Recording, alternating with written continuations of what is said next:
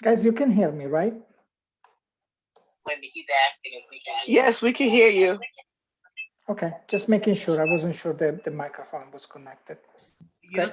Thank you. Marco. We just know that if right now, if it's up in YouTube, our conversations would be heard. So we wanted to make sure that we be careful and we don't want to insult. Yeah, it's up. It's on YouTube. How are you? And I also need to start recording. Oh, okay. Oh no, it's already recording. Sorry.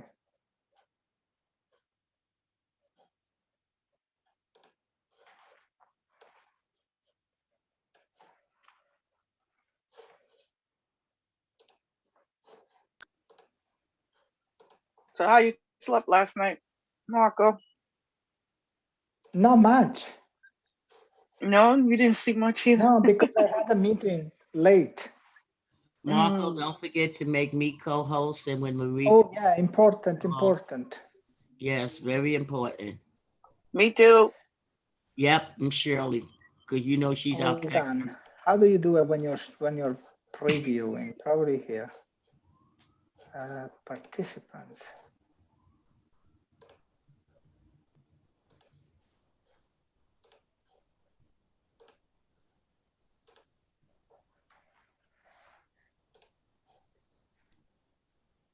You got it, right? Yes.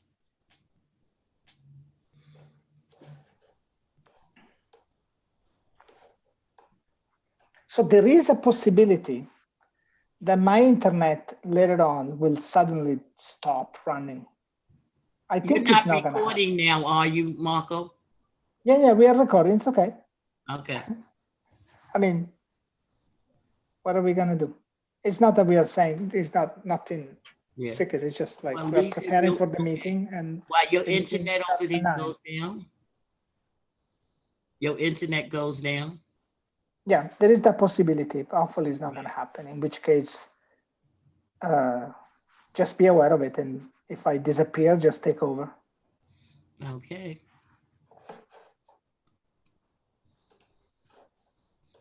Good morning, Sabina. Good morning. Good morning. Good morning.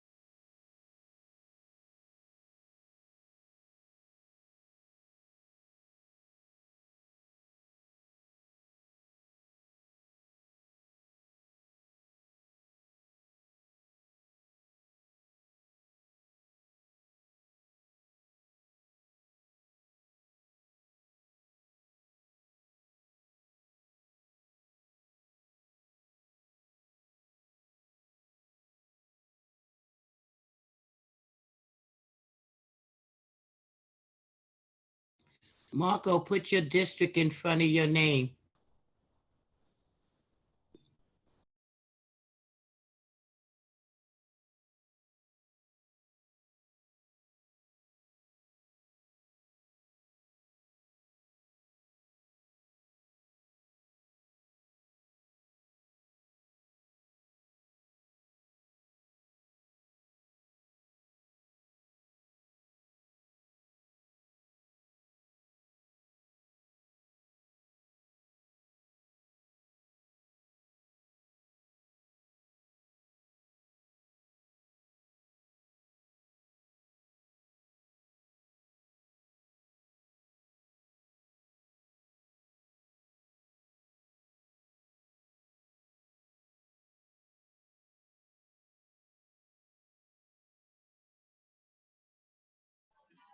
Good morning, everyone.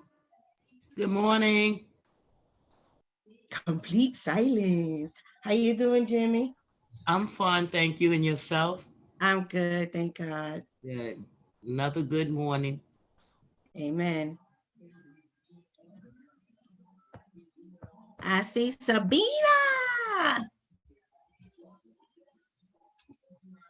Hey, Sabina.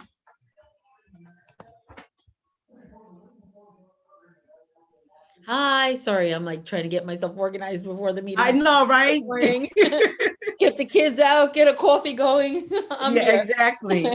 Get everything situated and then Yep, I hear you. Please put your district in front of your name so that we'll know who you are, even though we may know each other individually anyway. Yes, Good ma'am. morning, Lourdes. Good morning, everyone.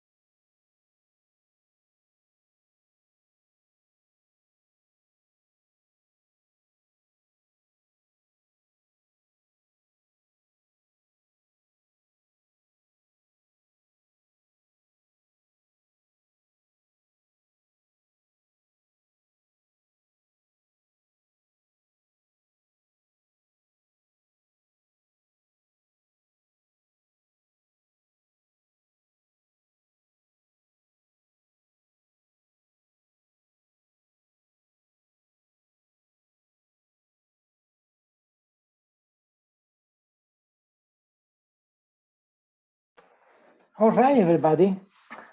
This is 9 a.m. and that's where we said that we will start the meeting. I know that this was a change that happened at the very, very, very last minute. And so I understand that there might be a number of people that are unable to join this early. As you should already know, the Chancellor will be joining us at 9:15. That was the only time she could join us, and so we had to start this meeting early.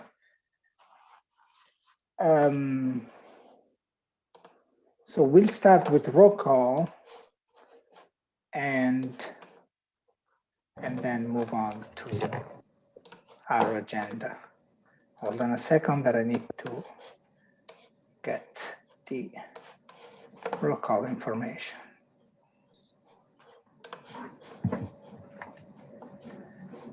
Oh, I'm so happy to see that Justin is on from D15. We literally got an email a minute ago that we were starting the meeting. We just got his email from Face as the rep for District 15. Very happy to be here. Fantastic. Thank you, Justin. Welcome, Justin. So guys, just give me 30 seconds.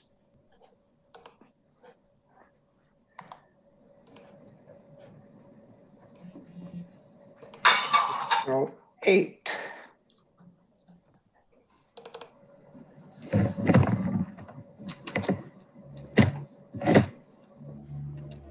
All right, so in terms of roll call, Marco Battistella from District 1 is here. Is Leonard here? Good morning. Good morning, Leonard. How you doing? Nice to see you, Marco. Hi, Jimmy. Good morning. How are you? Jimmy from District 3 is here. And I know I also saw Rashida earlier, District 4. I didn't see Aisha. Aisha, you here? From District 5? Okay, she's probably gonna join us a little bit later. Brittany from District 6? Not here. Shima from District 7? Also not here. Angela, District 8? Not yet. I'm sure we're gonna have to update the information. Is Grisel here or somebody else from District 9? No. Maria, District 8? No, sorry, District 10. Maria from District 10? Not yet. And Miriam, District 11? Not. Doris from District 12? Not yet. Celia from District 13? Not yet as well. And Maritza from 14? Also not here yet. He is here. Mr. Chair, District Oh. 14, Maritza is here. Just need to Okay, great. respond. Thank you. Thank you.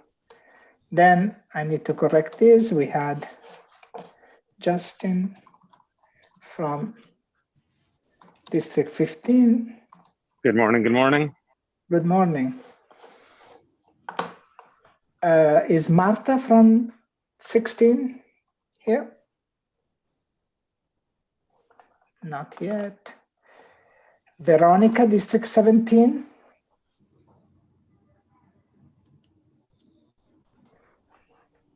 Lubenia from 18?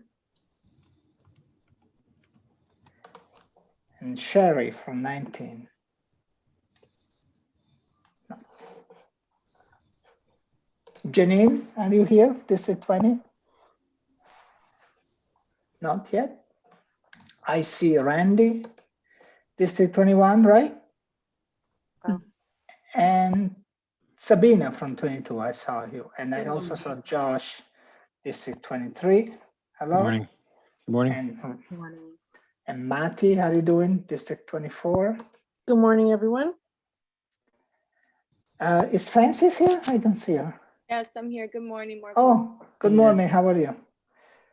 Cecilia from 26? Not yet, Mr. Chair. Not here. No. Lisa from 27? I think I saw Also not Jessica yet. from District 28.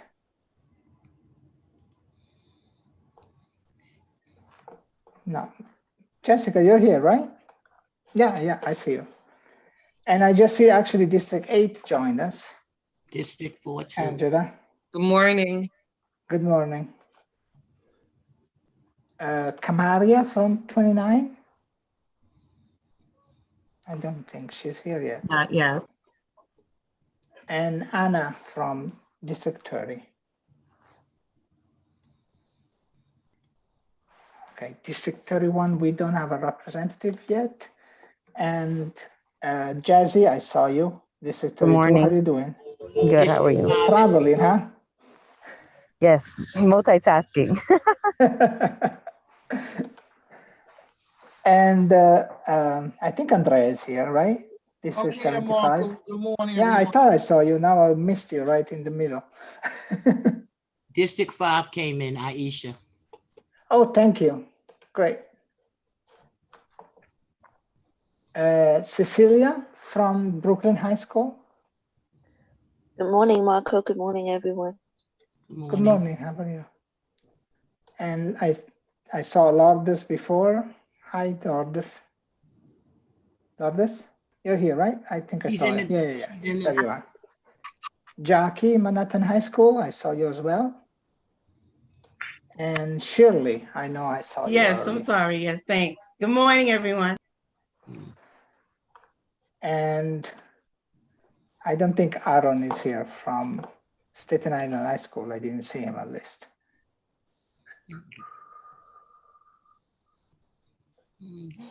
Not yet. Hello, Adrian. I think I saw you in a moment ago. Okay. She's here. Marco, due to Good morning. Good morning. we I got wanted to just quickly ask you, Adrian, while we wait for the Chancellor to come by. So we were thinking to potentially have a little long, so 15, we can give you a little more than 15 minutes today, because we feel there might be a bunch of questions on a number of issues, if that's okay with you. I'm checking whether that is acceptable to you and whether you're gonna have time after the Chancellor, maybe for 20 minutes, half an hour, depending on the questions. Okay, Marco, you might not have seen our urgent message yesterday. And you did it. Remember, the Chancellor was supposed to come at 9:15, but she was due to overbooking. She's not coming till 10 o'clock. So now yes. So you wasn't reading our text message. So she is coming. There were too many. Right. Yes, she is coming. She promised she would be here, and she wants to make sure that she keeps her word. So she's coming in at 10, so we can go through and do the approval of our minutes. We can begin to ask if there's any issues or any problems that they might be having in their districts, because there's a lot of things coming up. So So we're switching things around. Okay, right. okay. So when I totally missed that. she knows she's going to be asked them type of questions besides giving us the updates. Okay. Thank you, Jimmy. I completely missed that text. Yes. Also, too, we have our two exec board members that needs to give updates. Okay. Oh, that's right. Yeah. But actually, Marie maybe wants to give the introduction of the standing rules, the norms. Right. Go ahead, Marie. Hello. Good morning. Good morning, CPAC and August and Deputy Chancellor Austin. CPAC meeting procedures and standing rules. To ensure that our CPAC meetings are ran smoothly, fairly, and in compliance with our CPAC bylaws, we ask that you respect the following procedures and adaptations. Please do not speak until recognized by the chairpersons, who will be assisted in managing the meeting by a parliamentarian. Please limit your comments, questions to 2 minutes to ensure maximum participation by the greatest number of representatives. The parliamentarian will be monitoring the time allotted. Remember that the other speakers, as per our bylaws, is first the executive board, then our voting members, then our non-voting members. And if there is time, and if they are recognized by the co-chairs and assisted by the parliamentarian. We want to make sure that we hear from as many people as possible during the course of the meeting. Therefore, there will be times when the co-chairs do not call on someone who has just spoken. And this is at an attempt at fairness. And all voting members have first preference seating at the table. As I mentioned before, we're not in person, but however, on Zoom, your district number and name must be clearly displayed by renaming yourself. And for the purpose of voting on any CPAC business, only the voting members or their designee who is eligible to vote will be allowed to do so. And also in addition to that, on the live stream link, myself and Randy Correa of District 21 will be monitoring the YouTube chat for any questions should the co-chairs ask for any question pertaining to the agenda items on the live stream link. All right, thank you. Mr. Chair? Yeah.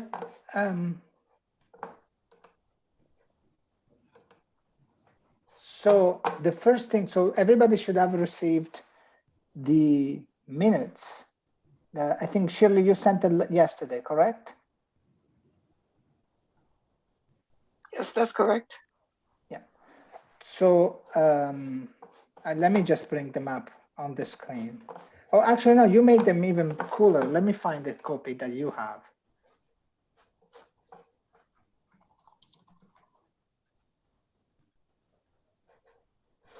Hold on just 1 second.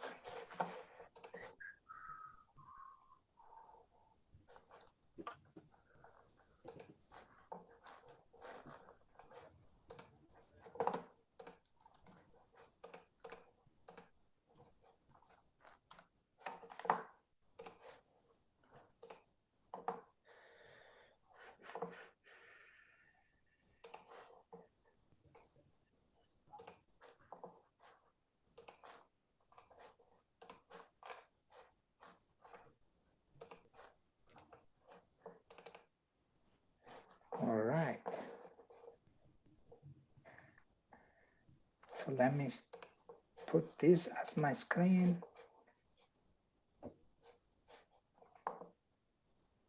What is it? Oh, here. Hold on, let me maybe. You had fun, Shirley. Okay, so these are the minutes.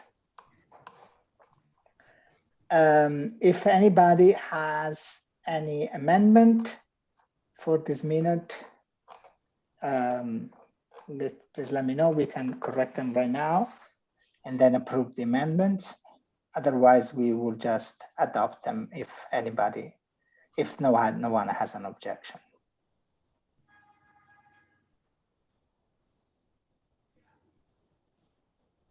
Okay, so I hear no. Oh, do you need like 30 more seconds, like 1 minute more to look at it? Anybody?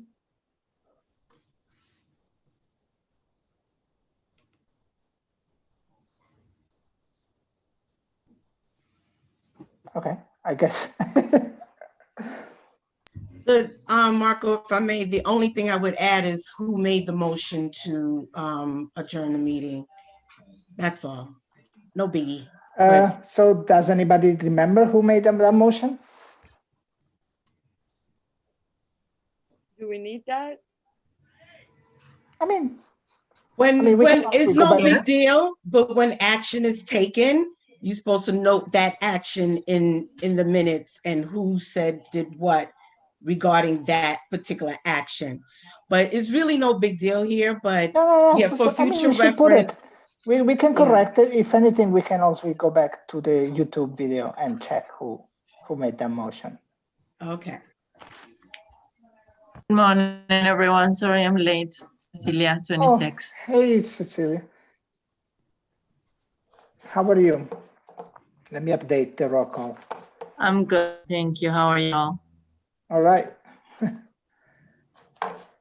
So by the way, after all, the chancellor is actually going to come at 10.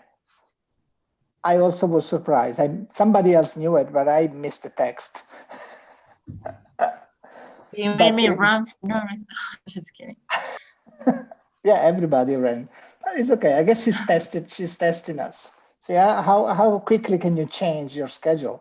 And we can do it pretty quickly, I guess. Were the minutes approved? No, we haven't. Sorry, we got distracted. I moved. So I guess the only. So let's just confirm the only modification we want to make. Excuse me, I'm sorry, but can you please raise your hand and not just call out? Because we're not following the norms if you just call out, and we want to respect everybody. Okay.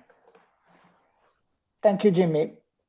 And in any event, the fact is we have not approved them yet. So I guess this is the only modification that we want to make. We want to add the name of the person that made the motion to adjourn, which we are going to look up on YouTube and then approve it. So unless I hear any more amendments, we're gonna adopt these minutes. Anybody else has any more amendments? I hear none, and I hear no objection in approving these minutes. So these minutes are adopted. Can we have a motion to accept them? That's what we have to do, to have a motion and then have it second. We need to raise our hand to give a motion to accept the minutes? Yes, we need a motion, yes. Go ahead, Manhattan Okay. High. A motion to accept the minutes. Thank you, Jackie. I, Jazzy, second that motion. Thank you. Lourdes, were you seconding the motion or were you raising the hand for another reason? Yes, I was seconding the motion. Okay. And we don't need to go for a roll call of the vote. We just can go for no objection to the. And the next thing that we're going to be doing, Marco, because of this change, is that we would like Shirley, I'm sorry, and Randy to give an update because you're sitting on that panel that they're using for the update for the A660. Yeah, let's give the floor to them. And by the way, Doris, I see you. We did roll call right before you arrived, but I just added you to the presence. Okay, Shirley and Randy, take it away. Randy, you would like me to start, or are you going to start the conversation? You could start. I'll be right there. Okay. So Randy and I have the honor and privilege of sitting on the bridge team, which is talking about changes to the A660, specifically virtual needs that we would like to make permanent part of the A660. Randy and I and the board sent an email out asking invitation from the voting members, their ideas, suggestions, and concerns, what they would like to see change for the A660, specifically virtual needs. You know, what we are doing in the virtual environment to be part of the A660. Currently, we are operating under waivers that the Chancellor signed off on having virtual meetings. So for example, we would like to make virtual meetings a part of the A660, you know. So next time when there is hopefully a pandemic or any serious situation that we can't be in person in the building, we automatically have that option of having virtual meetings without obtaining waivers. Randy, you have more you want to add to that? No, basically you said it all. There, we're just looking over what the waivers were and what prohibited us from doing it for next year. So right now we're not in compliance with Chancellor's regulations according to the regulations, but we want to put things into the regulation, and also they're going to come out with some guidance to practice. So the language that's going to impact the change and determine what's in the regulation and what's going to be guidance. But it's not a whole revision. It's just on the virtual part and the financial part of the virtual world. So it's not a complete revision of the full A660. Yeah. I just want our members to remember that, you know, CPAC doesn't belong to the board or one person or a little group of persons. The entire membership is what makes CPAC. And what we put in, how involved and engaged we are, is how better our results will be, or our meetings. So when we ask for invitation to hear from you, please fill out the form, send emails, questions, and always doesn't have to be negative. positive feedback, things that suggestions that you would like to see in general, because this is our meeting and what we put in is what we're going to get out of it. So just keep that in mind. We encourage full participation if you can. You know, we know you can't meet all the meetings, but we always have virtual, you know, communications, emails, fill out the forms, send a text. Some of us know each other personally. So I would like to see more dialogue between us. It shouldn't be the same people making the comments, because we have a diverse leadership, beautiful leadership. This is one of why I like this meeting, because we have so many parent leaders from different parts of the city, right? We all have something to bring to the table, and we would like to encourage your input to the table. So I think Lourdes, you have your hands up. You'd like to say something?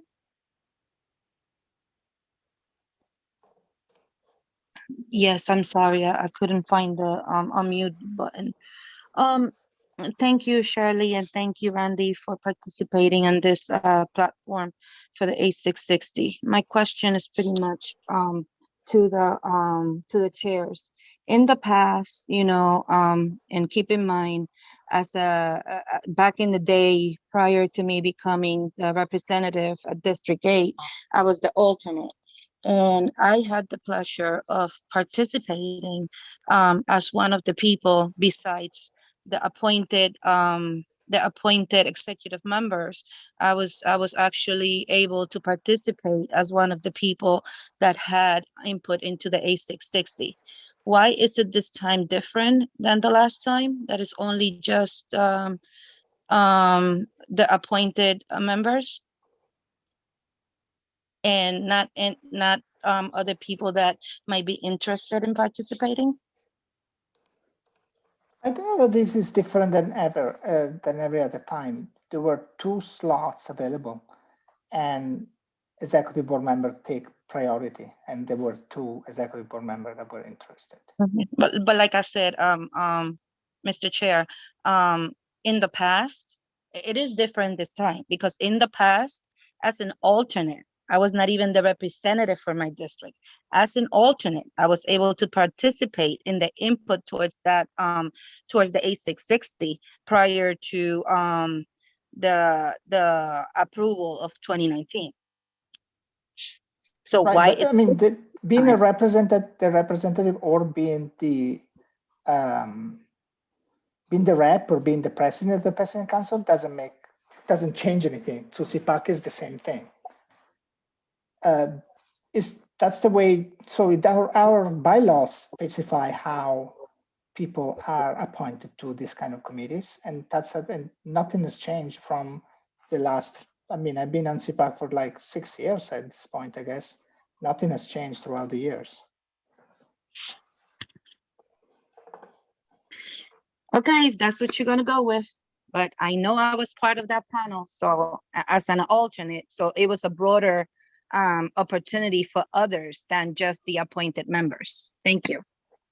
Okay, I'm going to add something for Marco. Got to understand, this team is a new team from whatever was from the prior. This is called the Bridge Team, and this team was created. They created this specifically to modify the areas of A660 that virtual environment will affect, and to update it to a virtual form, including PAPTA's and President's Council's financials. This was just created a few weeks ago. As soon as we heard about it, you were told. So it's not the same as the past. This is a brand new team.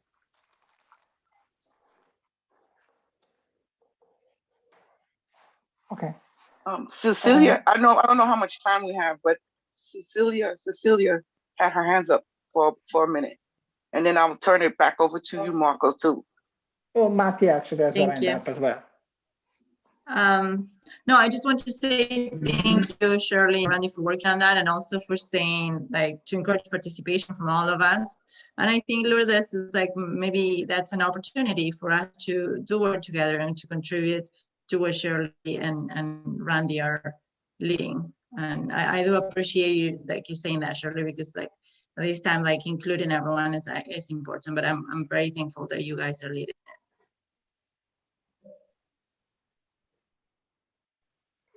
Mati, you had your hand raised, but now you lowered it. Hi, yeah, I just, because I haven't received any kind of communication regarding any feedback on that, so I'm just trying to figure out. Did you get perhaps I dropped need off to the list? I don't know, because I didn't receive anything. So this, if what the Shirley saying that she asked for feedback and so forth is new to me because I haven't received anything. Shirley, can you check exactly what time you sent it?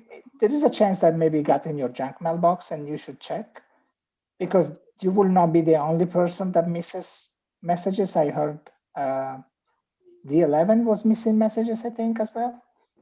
So do I. Yeah, I mean, you don't get the messages from the list? Not anymore, Marco. I don't know what happened. What? How do you get the link to come here? And that's what is weird. Sometimes I do, sometimes I Right. don't. So I'm having the same issue. So Okay. even the bridge team, this is all new news to me at this meeting, because I had no idea that there was even anything like that. Okay, so we're gonna need to try to figure out what's going on with the list, because you need to be able to get the messages when they're sent. Right, thank you. Sure. And yes, I look forward to providing feedback. I just wanted to ask, actually, Randy and or Shirley, if there is a timeline in which, like, what's the timeline, and if there is such a thing for this work group on the A660.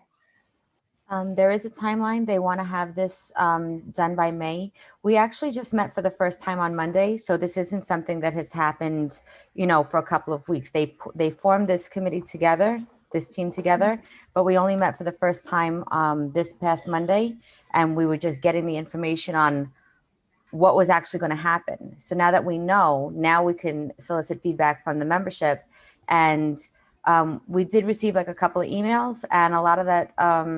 What was mentioned in the emails was what we were already discussing. So it's about having meetings continue virtually, giving the option of virtual or in person, having a bridge of virtual and in person. So catching up with not just PayPal as financials and how documents will be kept. Everything has to be kept on premises, how it will be done virtually. All these things that we're all thinking, this is what this initial meeting was about, to come together and figure out what was going to be changed. But this is only the virtual aspect and the financial aspect of the virtual world. It's not a complete revision. So now that we know, and we met on Monday, now we know what we can ask for. We don't want, the membership to start asking about things that don't have anything to do with the virtual world, because they're not considering that. So just to be clear, we only met for the first time Monday, and now we know what we need to solicit for.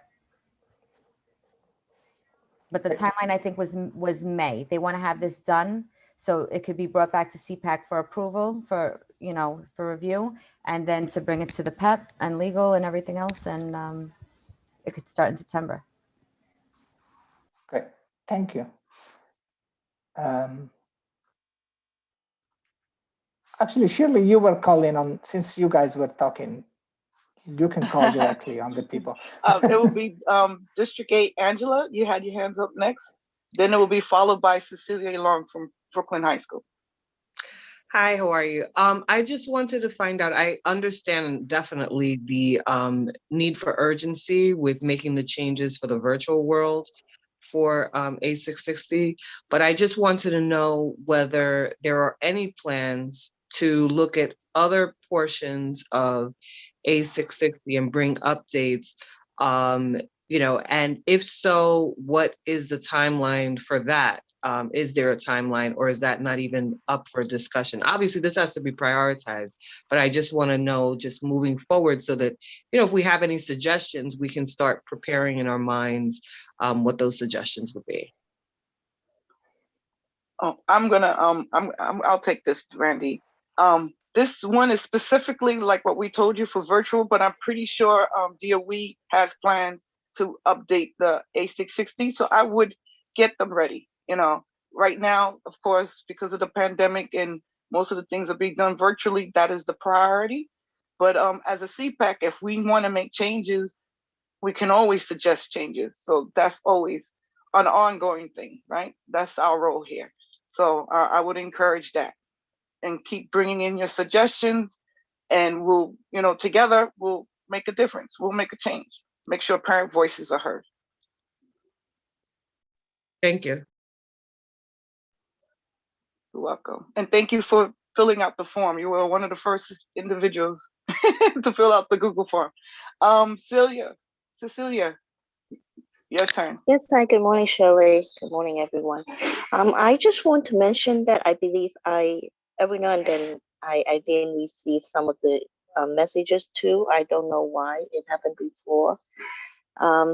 The second thing is, I think I'm just echoing. I see that Cecilia from District 26 also put it in there, and I think I heard somebody else saying that with the rise in attendance with the Zoom meetings, if on the A660 they could add that moving forward, what the DOE's position about parents participating on these meetings via Zoom or via a virtual world, that will be good.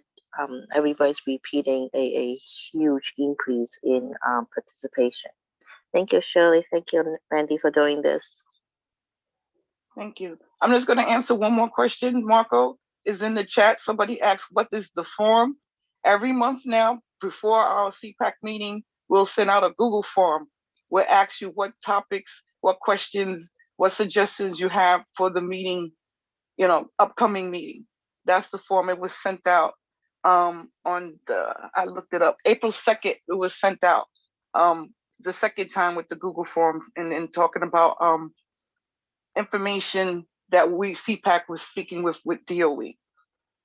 So we'll fix whatever issue Google is having with the communications, but expect every month a Google form to be sent out, like a little questionnaire to let us know what you think, where you stand, what suggestions you have, what questions you have, and what topics you would like to be seen at the CPAC meeting.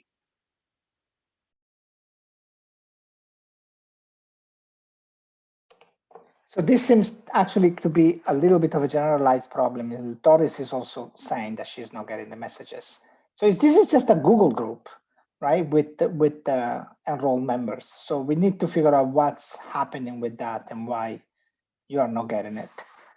But I realized, thanks to a text message that reached me, that we made a mistake when we approved the minutes. We forgot that we had another vote that took place at last meeting. We approved a letter to the regions urging them to allow students that were going to age out to still have one more year to graduate.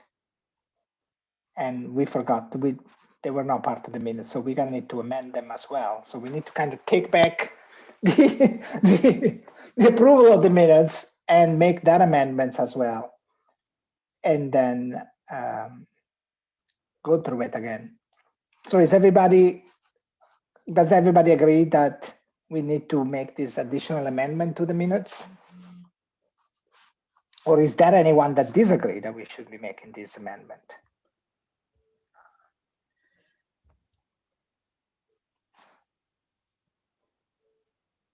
Jackie?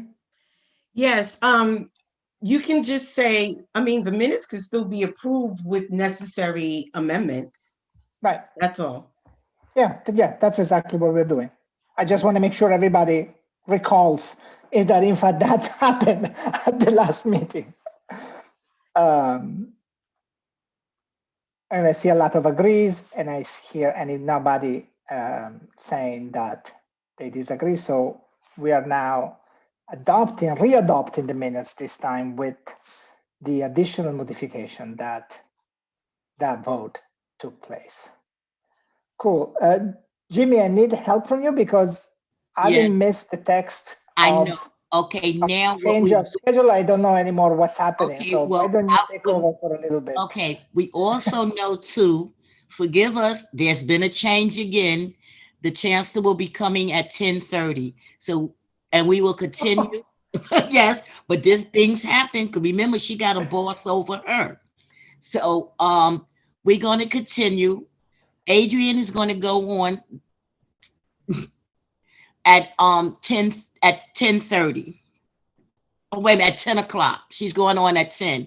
Right now, Okay. we're now going to ask the districts, are there any problems or anything that they're having at the moment in their district that we can try to help with? One of the things that I will go first, that we've been getting a lot of information, Randy, it's about school permits. And that PTAs and stuff are paying for some permits or whatever it is, and the after school programs, and the permits are going up, up, up, and it's hard for them to be able to run the programs. And they want to get together and start, this is at my district, to be able to send a letter to DOE. So that's it. And we were asking that because we wanted the permits to be able to come in to take pictures, whatever the situation is. And we're not being allowed to do that. And now it's becoming a hindrance for them to have their after school programs or whatever it is, because the permits are becoming so expensive. That's what's happening here at District 3.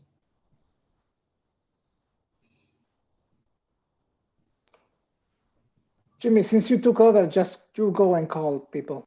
Okay. Do any?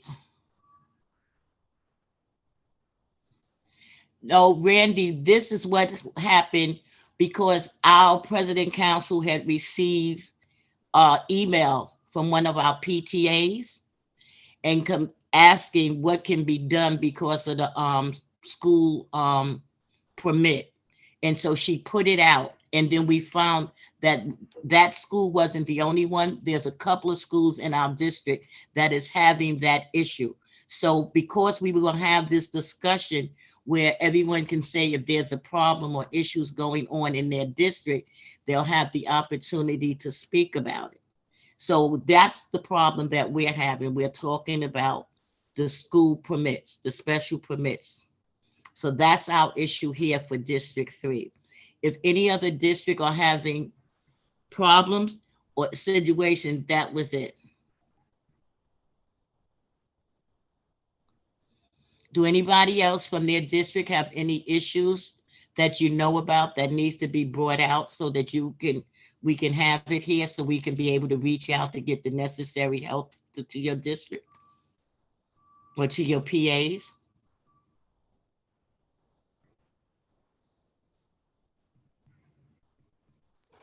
I see Jackie with her hand up and Doris.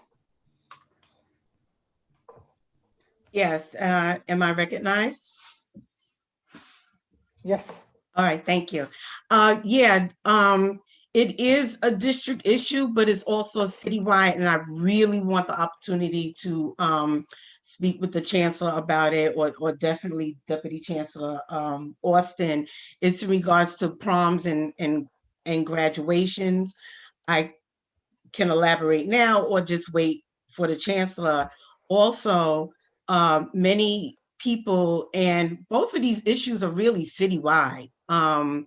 There are parent leaders and parents asking for more information regarding COVID vaccines and how to sign up as it becomes more and more available to everyone. A quick plug with Manhattan High School's President's Council, along with Manhattan representatives on the Citywide Council on High Schools, we held a teen hall forum regarding COVID-19 viruses and vaccines.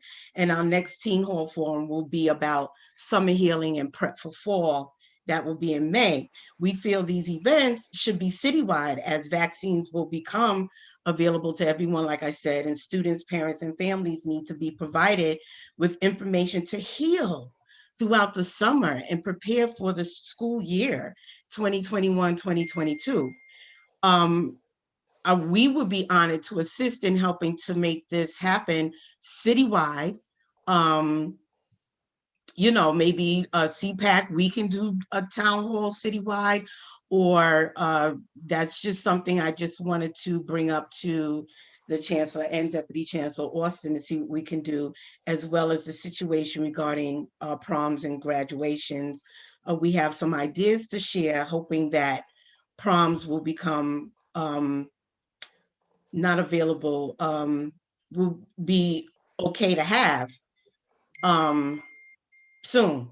So these are the issues I want to bring up. It'll definitely be under 2 minutes, but I want to bring it up to the Chancellor to see if there's a way that we can make these efforts citywide.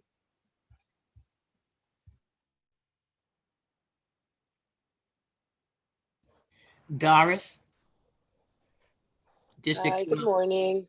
My thing is still, I guess, I don't know if all districts or everyone's feeling it, but just the communication as a whole isn't very forthcoming. So we're still kind of left out of the loop. I kind of have to put a pin in it because I scheduled my first, and yes, I said it, my first President's Council meeting for the 13th. And just the trying to get information, trying to get previous, committee bylaws, everything seems to be like pulling teeth. And at this point, the COVID excuse isn't working for me. We've been in the same situation for a year now. So for DOE or anyone else or FLCs to give me, oh, well, you know, we're going through this pandemic. And yeah, we've been going through the pandemic for a year and we've all had to pretty much adapt.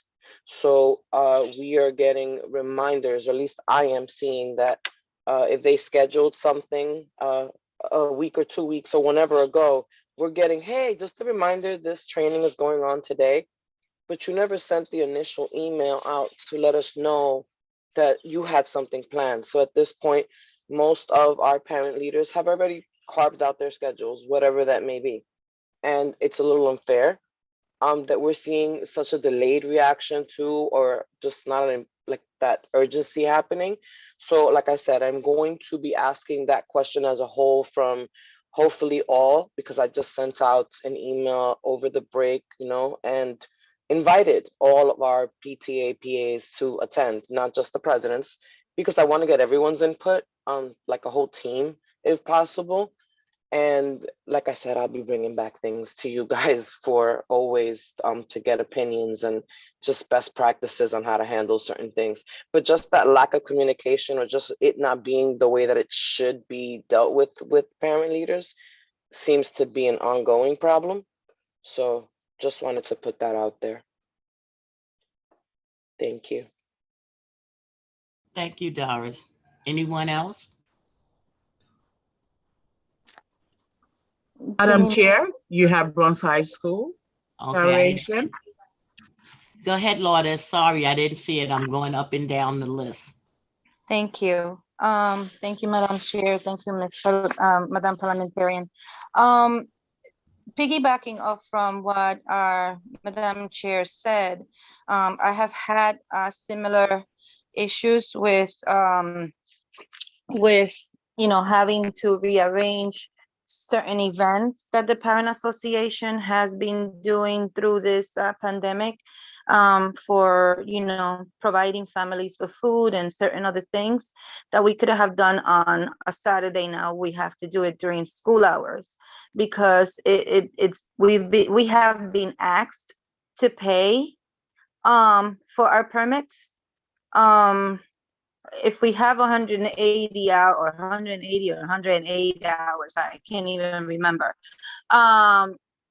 allotted to us.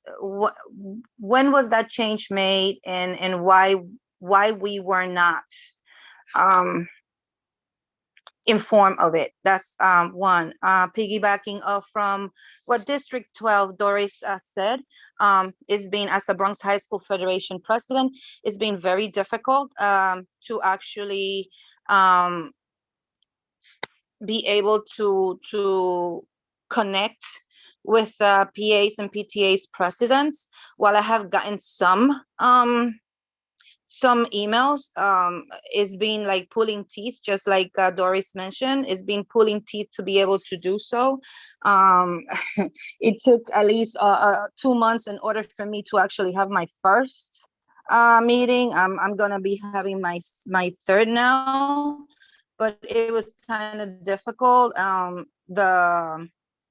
The list doesn't seem to be updated in somewhat way.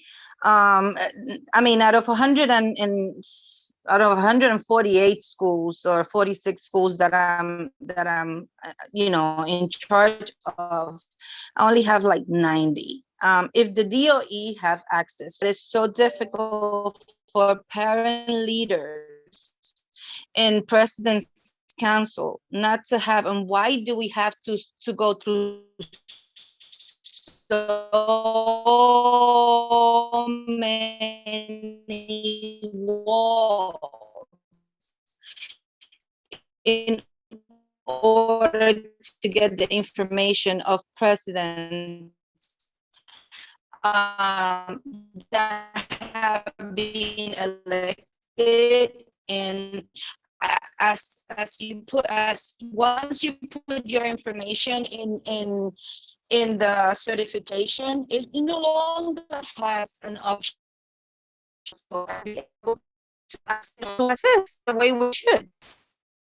So I think that's something that we need to, press on to make sure that we.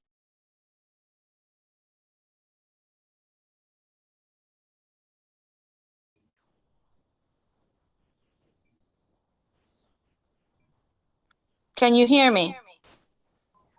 We can now. Yes, we can. You were broken up for a moment, but now we can hear you. Oh, I'm sorry. Like I said, I'm at the doctor's office. I'm in a building that is kind of weird. I don't know how much do you hear.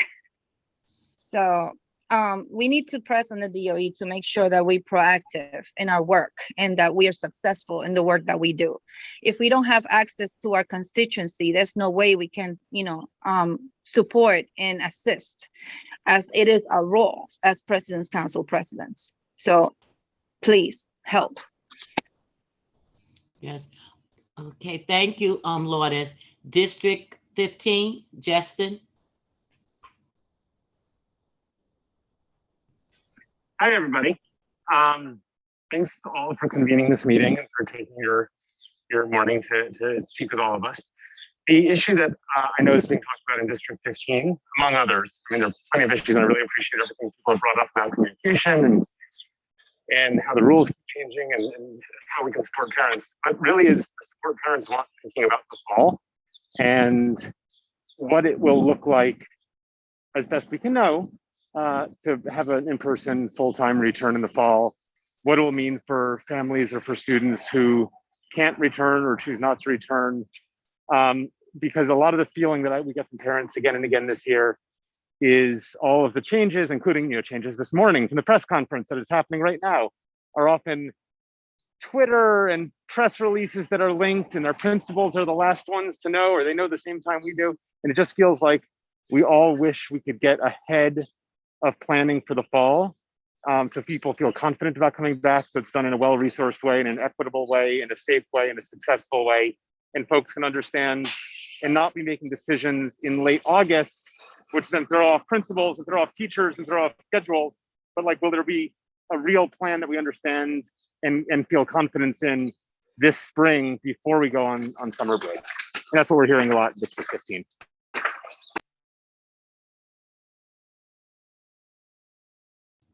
Anyone else would like to share? We have Veronica and Cecilia raising their hands. Hi, good morning.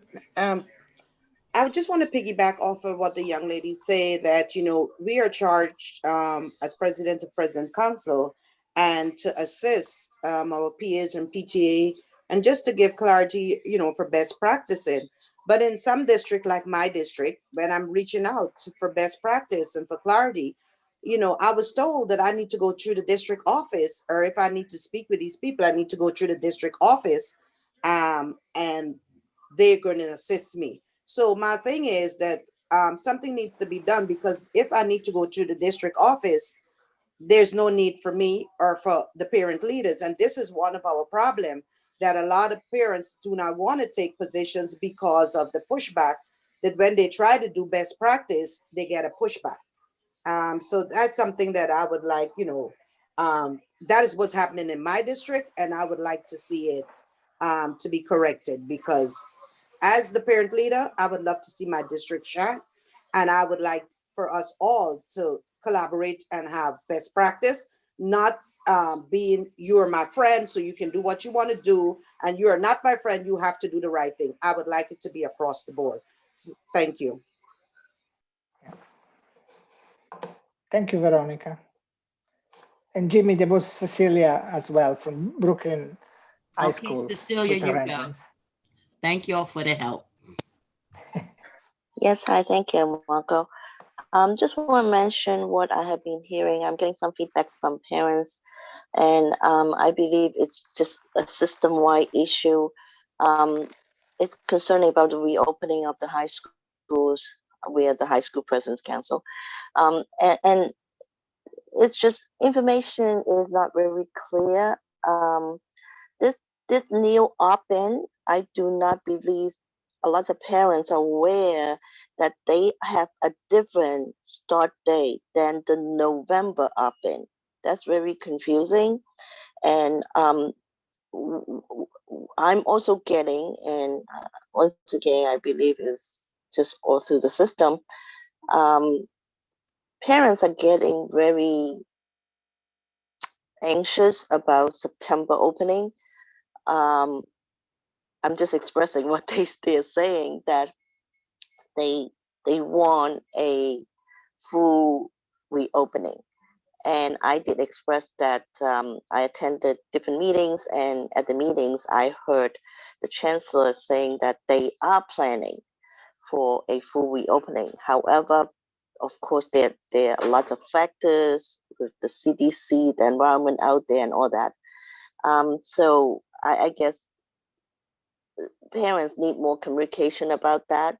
I guess, we've been remote for too long, and there's definitely learning loss, and the socialization piece, the social emotional piece. So if more communication from DOE and clearer communication, so the parents could understand it better. I think that everyone is overwhelmed right now. Thank you.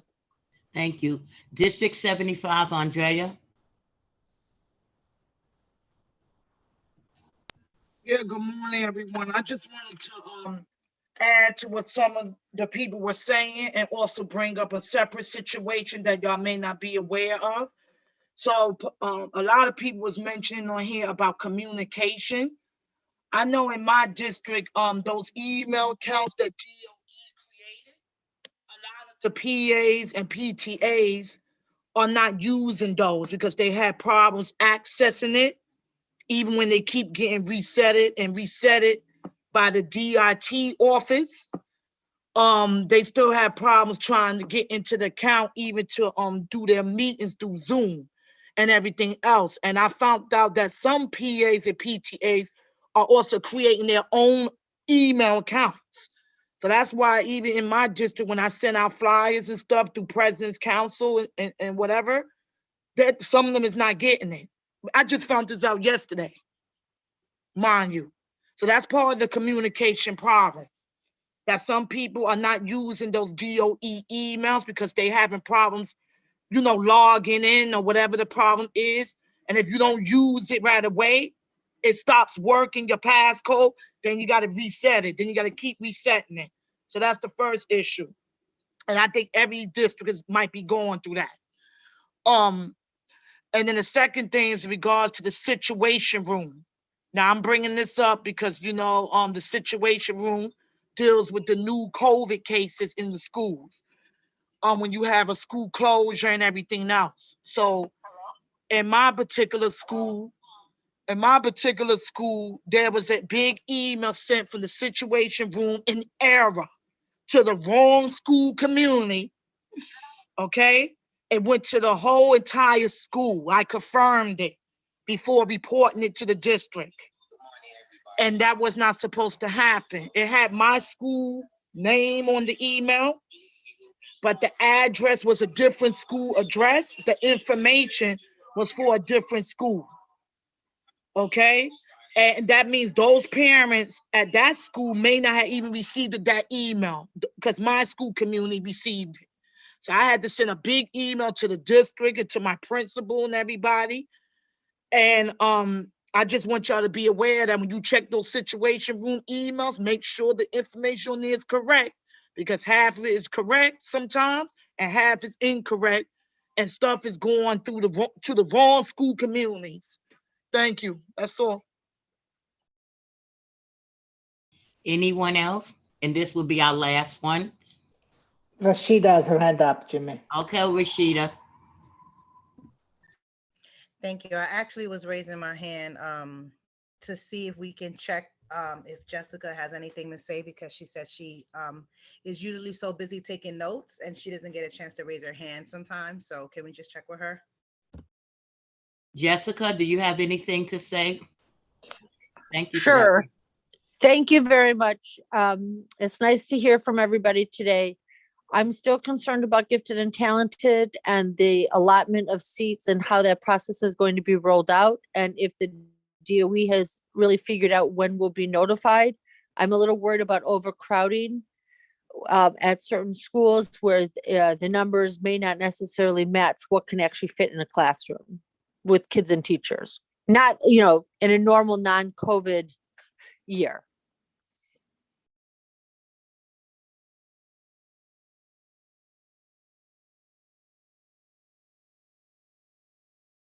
Thank you, Jessica. We appreciate that. We're going to now transition over, and Adrian is up. You're on. Thank you. Good morning. Thank you, CPAC. Thank you, Jimmy. Thank you, Marco. Thank you, Executive Board. Hey, Rashida. Hey, Andrea. It's good to see you all this morning. I want to just start by thanking all of you for all of your work. You guys work tirelessly. I don't know how you do it, how you find the time to do the advocacy that you do and to hear from parents and support school communities the way that you do. But I want to just start by acknowledging that, thanking you for that work. I feel like I've learned a lot this morning. And so I'm just really grateful to those of you who have spoken up and shared and raised up some of these issues. One thing I want to make sure that I do while I'm here, or if Claudette or someone in the chat can just put, phase for every borough, one of our restructuring priorities was to make sure that there was a BET director, a director in phase for every borough. And so, what I've been doing during this meeting has been shooting emails off, to the borough directors. Do you know about this? Have you heard about this? Because I haven't heard some of these issues. And so I want to make sure where you're finding issues and you feel like, Doris, I heard you, you're trying to get a meeting together and you're in the spring and you want to be effective and you need support. I want you to know who to contact from my office, who is supposed to be supporting you.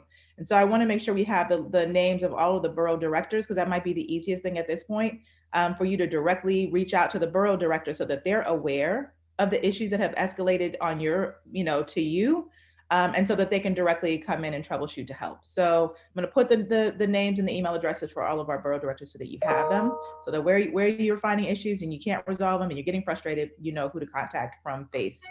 I want to also address a couple of issues up front. One is the contact information. And so, I was with the previous chancellor in an equity council meeting in District 8, where parents raised this issue. And one of his promises was, this seems like something we could do. Elected parent leaders, parent bodies should have access to be able to send information directly out, the invites, the flyers, communications directly out to parents. And so that was a sort of commitment that he made, and we have been following through with that. One of the things that is really exciting for the agency is that they're working on an electronic blue card. So, we're hoping that we'll be able to go into the 21st century and, not have the old blue card system where it's, filed away in the school, but there'll be a digital blue card that lives in a, like in the cloud or the database, that you all as parents will be able to update without having to fill out the old paper form and send it in. We're working on trying to get that up and running for the fall. And so one of the things that we're making sure is on that electronic blue card is a checkbox, because for reasons of, the FERPA, the Family Educational Right to Privacy Act, we have to have consent from parents to release their information to anyone outside of DOE, but parents can release it. And so we're looking at putting a checkbox on that electronic blue card so the parents can just check the box. I agree, I consent to having my contact information sent to my PAPTA, my President's Council, my CEC, so that you guys can just have that information directly at your fingertips. That doesn't mean that parent coordinators and FLCs and FACE, but really parent coordinators and FLCs can't still support you all with sending stuff out, but it just means that you should also have access to that information. So we're working on that. Just want to let you know that. Wanted to also let you know that we are planning on having fall reopening parent forums in late April and May. And so we will be reaching out to you all as well as CECs and the boroughs to start to plan that fairly soon. But that is our plan.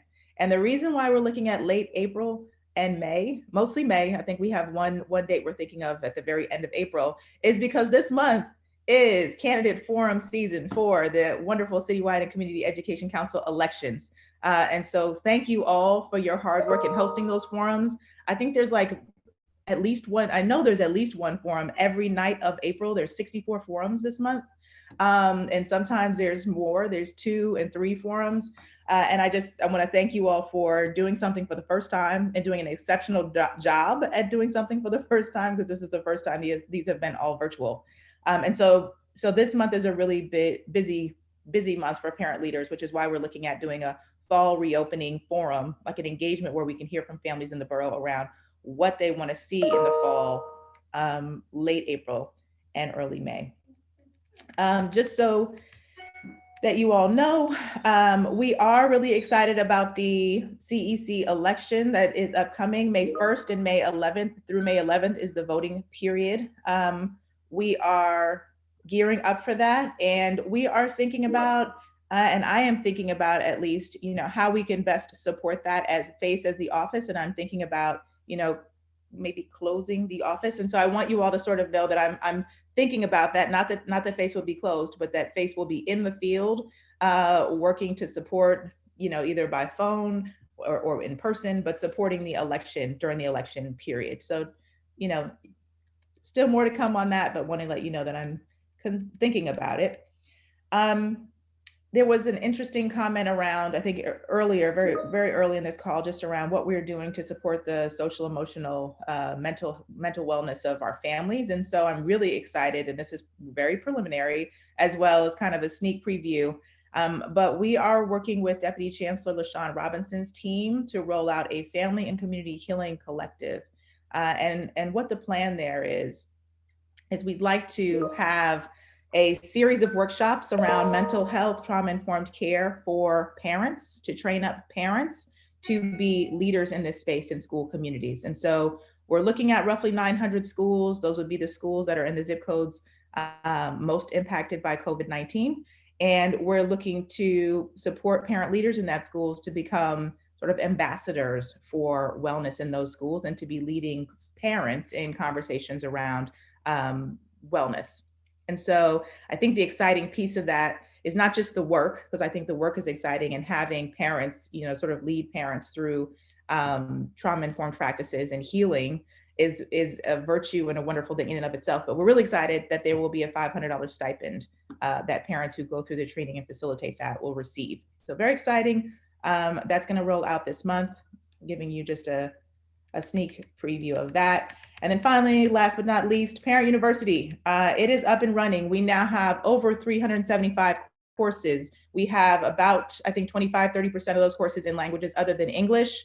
One of the things that I'm really excited about and that we're building out is ESOL and high school equivalency programs. So if you're interested in participating in English as a second language courses, or high school equivalency diploma courses, we have information sessions on how to do that for free So really excited about that. There's obviously other courses there. There's over 375. Please check it out. There's yoga and mindfulness courses happening weekly, sort of live virtually. There's art courses, there's other courses, but really excited about that. Please continue to spread the word on that. And with that, I'm going to step back. I thank you all for the space. And I know there's a lot of I think comments popping in the chat. So I turn it back over to you, Jimmy and Marco. Also, Doris has her hand raised, and maybe she'll ask some follow up on the. Anyway, let's hear from Doris. Thank you, Marco. So, Adrian, hi. We've actually spoken a million and one different ways from Sunday virtually. My question becomes an easy one. So, again, I have my first President's Council meeting scheduled for the 13th of this month. And it just seems like, again, and I will repeat it, the communication between the district office and the parent leaders is as close to non-existent as possible. And this is not to bad talk. There's a lot going on. I understand that people have extra responsibilities, but even down to me getting the list. Now we are co-presidents. There are two presidents for President's Council and a secretary. So the FLC, instead of sharing it with the team, because I'm sorry, I work very, very much like a lot of others that I've seen. We're a team. We are a family. We get all the information together and we discuss and do whatever. Instead of the FLC sharing the contact list for all the presidents with the team, she sent it to the secretary. The secretary never shared it along. Every time I asked questions, I mean, they literally had a whole Title I, District Title I situation happen where the vote took place for a PAC, representative to be acknowledged for the entire Bronx. But we still had a school or two that hadn't even chosen their Title I person. The elections hadn't happened. And there's just such a breakdown in communication that these elections happened, and I'm one of two co-presidents. The other co-president didn't get the email invitation either to let us know, hey, just so you know, FYI, there's a meeting going on. Now, I just got that email contact list for our presidents for our schools. Out of the emails that I received, at least 3 or 4 bounced back to me as undeliverable.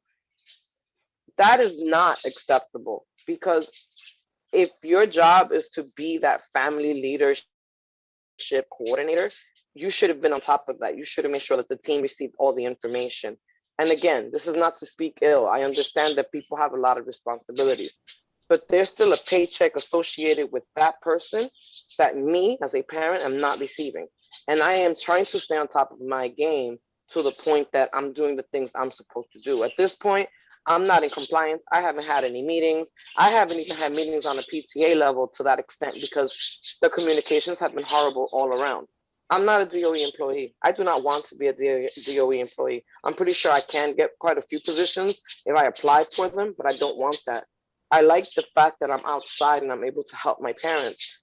But when you have people hindering you, how does that work out? Shouldn't those lists, as soon as you are elected in, be given to you? Why do I have to pull teeth to get bylaws? Why do I have to get, into people's email constant to try to get a communication list for me to reach out to the parent leaders in my community? I have the questions, because as much as you guys are pushing compliance with the DOE staff, they come breathing down our necks, but they're not giving us what we need to succeed. So just wanted to put that out there. Again, thank you so much for the time, Marco. Thank you everyone for listening. It's a little mini vent. I never do it, but it's something that at this point, we're at the end of the school year. And I feel so bad that I have not been able to meet with my parent leaders. I literally, in the email I sent them, let them know I miss being able to, have a cup of coffee and catch up with you guys in person. And this has been the worst experience ever. Some of us really do care.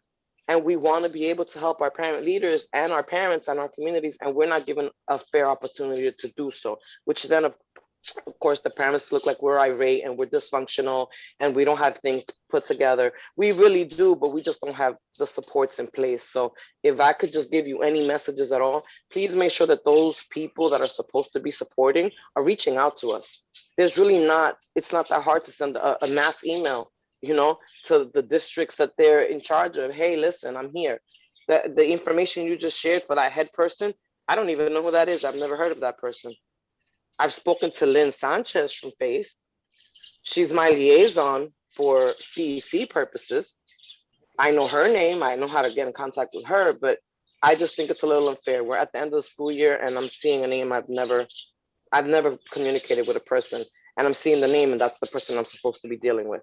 So again, thank you for your time, everyone. Have an amazing week. Okay, we have Shirley.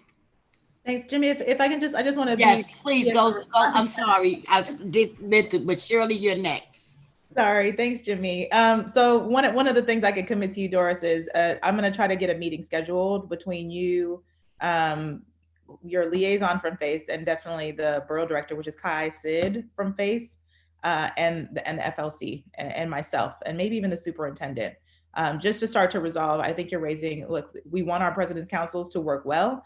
You're an important person as one of the co-presidents of the President's Council, and I want to be able to support you as much as possible. So my commitment to you is to make sure that all the right people are at the table for a meeting so that we can start to resolve the issues that you've raised. Thank you. Good morning, Deputy Chancellor Austin. I have a question. It really is for the Chancellor, but I want to stab it to see if you may have a clue or insight on this. When will we know that the fall will look like for K-5, 6 to 8 in high school? So all the students, everyone will not be back is an assumption, or more, not everyone will be willing to return back in September. What will happen then? That's a great question, Shirley. It is a great question for the Chancellor. What I can tell you is that we are really focusing on getting information. I mean, that the folks who have the best ability to give us answers in terms of what to anticipate with returning and who's going to wants to come back into school buildings and who wants to continue with remote, if anyone, the best source of information is the parents, because the parents are going to be the ones that make the decision. And so we are going to make a really strong push to hear from families. And so I know there's survey fatigue. I know parents are like, not another DOE survey. We are going to try to find more creative ways to get input besides just our traditional survey. But that's going to be the goal, is to hear from you all. And then the other piece of this, and part of this is like why we want to do the forums at the end of April and May, is to hear from families, hear from parents, but especially from you all parent leaders, because you guys are thinking already about policy. You have a lot of experience in this system. You're talking to parents all the time.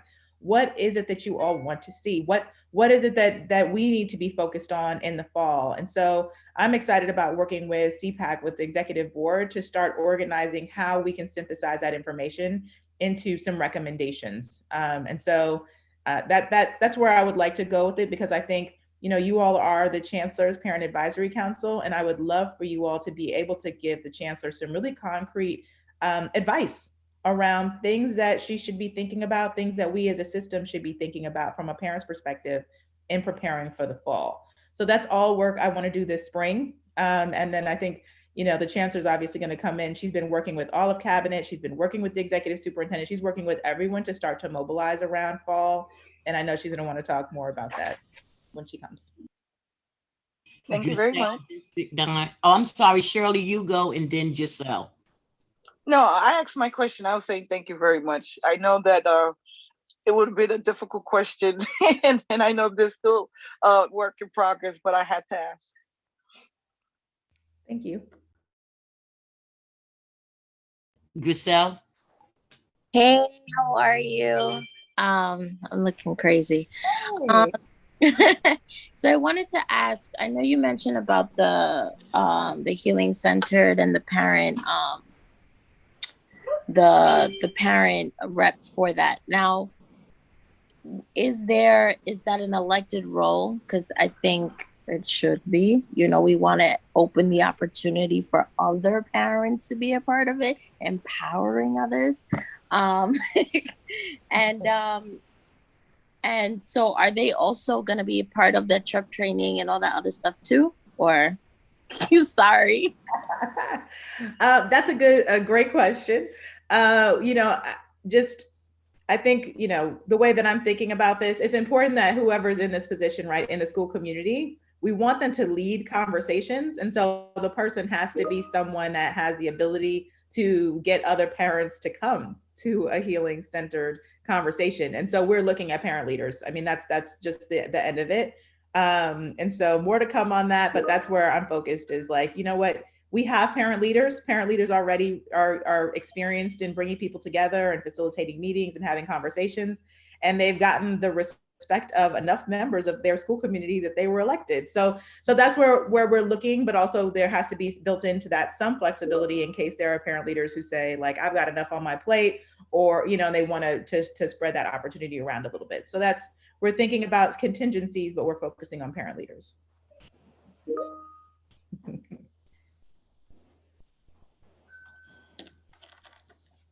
Do you see Francis end up? I guess we have. What's the next thing we have on after? Let's have Francis go and then we discuss. Yeah, Chancellor should be on for 10:30. Thank you, Martha. Okay. Thank you, Jimmy. Hi, Adrian. I know that if our goal is I'm assuming our goal is to have all the kids in person by fall or want to be feeling comfortable going there. I think one of the first steps is like, we need to focus on the physical gym. I know that for my son, you know, there's not a lot of gym classes because they haven't figured out how to do it in a safe manner. And so what happens is these children are not moving, and you know that non-movement is also affecting their mental health. So I hope that there's a focus on, you know, on that and how to put that together. I mean, I can come up with different ways of them working out in their own little pod. You know, they don't have to interact with each other, and they can still jump rope in one section, or they can race each other 10 feet away, or, you know, something that they can do.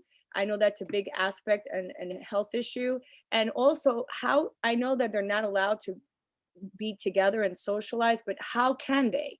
So I think that if we work on those elements, people who are home, we'll see if it's working effectively in the schools, they'll want to go back to the schools, right? Because they see that you have everything working and under control. But because of all these elements that are still not determined, you might as well just stay home. I guess that's their mentality. If you can't socialize, you might as well stay home. If you're not going to go to gym anyway, might as well stay home. My son is in an after school program, and he used to love it because he was able to socialize. And now because he's not, he's always calling me to pick him up early. So I feel like these things are very important for these children, to make use of the, you know, to tie in the mental health and the social aspect and the physical activity all in one. And I think that's been pushed aside because we're still trying to figure out the academics. But I think I just want you not to leave that aside and really focus on those. Thank you. Thank you so much for that comment. Physical education is incredibly important. Like you said, it ties into the social emotional wellness of a child. Like, it's incredibly important that kids are active and stay active. And so I know in the fall, in the beginning of the school year, guidance was given to schools around, you know, like allowing for gym, and then providing guidance around like what the restrictions are in terms of social distancing and mask wearing and the like. I will say, you know, we had a really exciting announcement, I think a few weeks ago already, but around PSAL, and that athletics is starting. And you know, now that the weather has warmed up, you know, kids can go outside. And so, you know, I am hopeful, and I think it's a good conversation for folks to start having in their SLTs with principals, that conversations are happening around like what opportunities are opened up with the warm weather, and the ability for a gym class, for example, to go outside to do exercise and all of that, because the restrictions around athletic, at least in the world of athletics, have started to, you know, relax a little bit. And so being that we're starting to look at athletics and getting our sports program back up and running, what does that then mean for for gym athletics in schools, and then the athletic activity that kids are having in school? So great point. I will certainly flag that for the Chief Academic Officer, Linda Chen, who and Deputy Chancellor LaShawn Robinson, who will work on a lot of that guidance that goes out to schools, and whether or not more information at this point might be helpful. Yeah, and I just want to brag a little bit about my district, because we're doing, I don't know how if other districts are doing, but they're doing parent chats.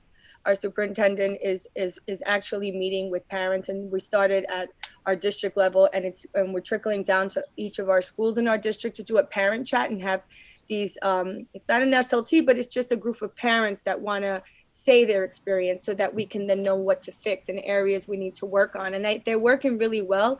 We did our first Spanish language parent chat, and we did a Chinese one as well. So I'm encouraging all the other districts to, if you're not doing it, to please get the parent. That's a great way to get parents involved, and who are not on the, they could be on the PTA, not on the PTA, but it's just parents who and you can even select parents that you know that are vocal, that are going to tell you the truth. You know, these are the parents that help us mold our district into being better. So I just want to put that out there. Awesome. Can you just share what platform you use for that? For parent chats? Yeah. Well, our district, we set up our own. We use Zoom. Are you talking about like how we communicate? Yeah. We use Zoom. Right now we're not meeting, but I don't know if that will, you know, transpire into meeting in person in the future, but it's an easier way to meet. It's just gathering the parents, and we've told all our parent coordinators to make, you know, create their own parent chats and to have their meetings. So that's awesome. Thank you. Okay, Rashida, District 4. Thank you, Jimmy. Thank you, Adrian. I just want to try to remind all of us Adrian's position and her like specialty, for lack of a better word, because we have a lot of president's councils who are experiencing president's council issues, and that's Adrian, you know what I mean? So it's like, let's not let this time or our positions, you know, or our access to her be wasted. Anytime something arises, to just, you know, reach out to her and let her know when it comes to PA, PTA, and FACE, you know, Adrian is the one, I think, who will help us through this. And to just sort of kind of be mindful that, you know, a lot of the stuff we're mentioning is for other folks, and but she's always resourceful and really helpful with trying to get these questions answered, or like to assist us through. But you know, she can really help us like tighten up the whole relationship and the process with our PAs and PTAs, you know. And so those are the things we need to bring to her and continue to bring to her, and hope that she can support us with that. So I just want to flag that here, because I know that sometimes she'll stay on after the chancellor. It depends on schedules. And then that's when we'll have to trickle down questions that we didn't get a chance to ask the chancellor to her. But like prior to that, let's stick with the things that we know that we can hold her accountable for. I hate that word. That's it. I literally just wanted to say that. I have other stuff to say, but I do want to wait for the chancellor. But thank you, Adrian. Thank you, Rashida. Fair enough. And want to say I'm really grateful to the parents on the line who are partners in some policy conversations. I think folks spoke up front. Shirley, I think you spoke up front around A660 and the revision work that's happening there. There's a working group talking about how to create an anti-discrimination policy for parent leaders, something that protects parent leaders from discrimination and sexual harassment. There are CPAC members on that council.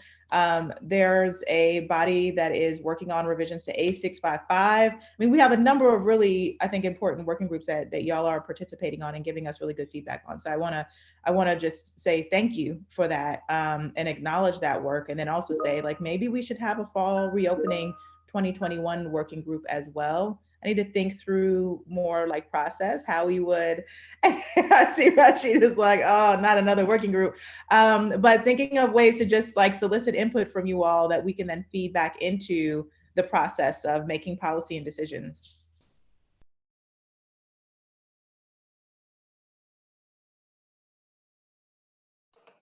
Jimmy, you're in charge.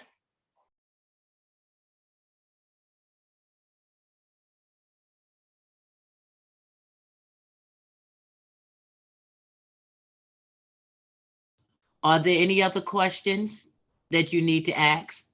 There was one I wanted to ask, but I'll wait until the chancellor comes in to ask that one. A hand is raised. Okay, whose hand is up? Dr. Jackie. Madam Chair, your executive board first, Jessica Zillow, followed by Dr. Jackie of Manhattan High School. Okay, I didn't see it. Thank you. Hi, thank you. I do have one quick question. We have a lot of suggestions, but and we can get our questions asked, but does the DOE, is there ever a thought where there's like a form like on the DOE website or via Twitter or Facebook, where there's some kind of suggestion box where the average parent could also put in some suggestions besides this awesome group of CPAC members? That's a good question. I mean, I think we're pretty liberal with the face inbox and saying, if there's a question that folks have, they can email face@schools.nyc.gov. I don't know that there's a general suggestion box, but because most of the suggestions that I would imagine parents have are for their principal, like for their schools, I can imagine that being we've got over 1,600 schools. I can imagine manning an inbox would be a lot of direct redirection of lots of emails back to schools. So I think we have at least we hope that there's a really clear escalation guide, which is like, if you have some suggestions around like your school and how to make school policies better, your SLT is the body for that, your school leadership team. If you have some really good suggestions for your district, for the educational plan for the district or things in the district, you've got your DLT, you got your CEC. If you have some citywide concerns that you want to escalate, if it's around sort of school-based stuff, I think it escalates to you all as CPAC. And then on the CEC side, if there are, sort of larger, broader concerns for, again, I think that's mostly district, it's CEC, but I know there are some advocacy groups like ECC who really hear parents' concerns on that front. But we don't have a general, let me think about that. We don't have a general sort of inbox, but would love to hear more feedback if you guys think that would be helpful. I just wonder how we would staff it, and then would it actually be of service if we were just sending stuff back to schools? Be careful what you're asking for, Adrian. Yes.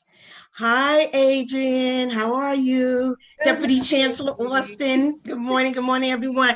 Let me make this quick because it's 10:28, and I have a feeling that I'm not going to be able to ask the Chancellor this, so I'll put this on your lap. And I thank you very much for the information regarding the Healing Collective, but I would like for us in May or no later than June to provide a citywide information forum on the COVID-19 viruses and vaccines. I have some folk that gave excellent presentations. It's not long, as well as mental health healing. What are students and parents going to do during the summer to heal, the healing process, and prepare for the fall? So we can talk offline regarding this. Also, regarding proms and graduations, many parents are finding it contradictory to be able to have graduations, but not proms. In all fairness, proms are mostly social events with dancing, eating, and drinking involved, which typically defies regulations due to COVID-19 of physical distancing and wearing a mask. But if I go to a social event and I can't eat, there's gonna be a problem. We know that, right? However, there can be modifications made to adhere to the regulations and still hold safe proms. Students can remain in pods from 6 to 8, a group. Food can be given as a take home. Proms can be held outdoors, roofs, parks. Also, regarding graduations, schools would like to coordinate to hold graduations and provide the platform among principals to do so, to coordinate with one another, with PAPTA's support and involvement, of course. There's a lot of ideas, so we're hoping that proms will be okay to hold, because right now the state is saying that it's okay, but the city is not. So we need more guidance on that, and yes, to be able to hold proms, we can do it safely. So those are my 3 things: citywide forums on those 2 subjects, and proms and graduations. Thank you so much for that. Always thoughtful comments from you, Dr. Cody. So I like the idea. I think we do need to have a forum, a citywide forum on, that talks about vaccinations and answers people's questions around vaccinations. I know I have a lot of questions myself around COVID. I know a lot of parents do, especially with the trials of the children that are happening now. And then we want people to get increasingly vaccinated, and we see that there's some hesitancy in some communities. So I think it would be great just to have a forum on that. So I think that's a great idea. And then I like your idea around having a forum around mental health and trauma-informed care. I think that's another great idea. So I think those are both doable, and I think May and June are probably realistic, timelines for us. But I think I've been thinking about that myself, especially around the vaccinations. And so thank you. I think it's a good idea. Your question around prom, I got a similar question from Randy around this question, because I know Randy was doing some planning.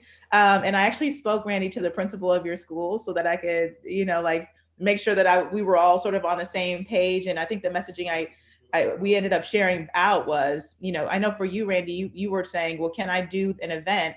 Can the PTA do an event outside of school in a venue and it not be school sponsored, right? And that is something that PTAs have always been able to do. It's nothing new. PTAs can have I don't know, whatever sort of celebratory event outside of school, not sponsored, making it very clear, hey, this isn't a DOE event, it's a PTA event. There won't be a DOE staff there, the principal won't be there, and then parents opt in, they bring their kids, and they know the circumstances. One of the challenges, and I think, this has always been a challenge, is just like, you're booking a venue, do they have liability insurance requirements, et cetera, et cetera, et cetera. So it's not like that it's like an easy thing that I'm suggesting, or that Randy is potentially pursuing. But the answer to that is an absolute yes. The question around, whether or not you all can have events at the schools, given the large fees, the permit fees, and whether or not that's something DOE can solve for. I'm really excited. I know when the chancellor comes in, she's gonna, I think, have some talking points on the stimulus. And there is some real excitement around foundation aid. And so, how can we start to have a conversation around what would be supportive of you all in the stimulus? And maybe this is what it looks like. And some of the asks that CPAC is going to put together will be around that. So, that's my general sketch of where I think y'all could go and where we could go together. But that's my thinking on it. Thank you. In the meantime, actually, the Chancellor joined us. So, Chancellor, please take the floor.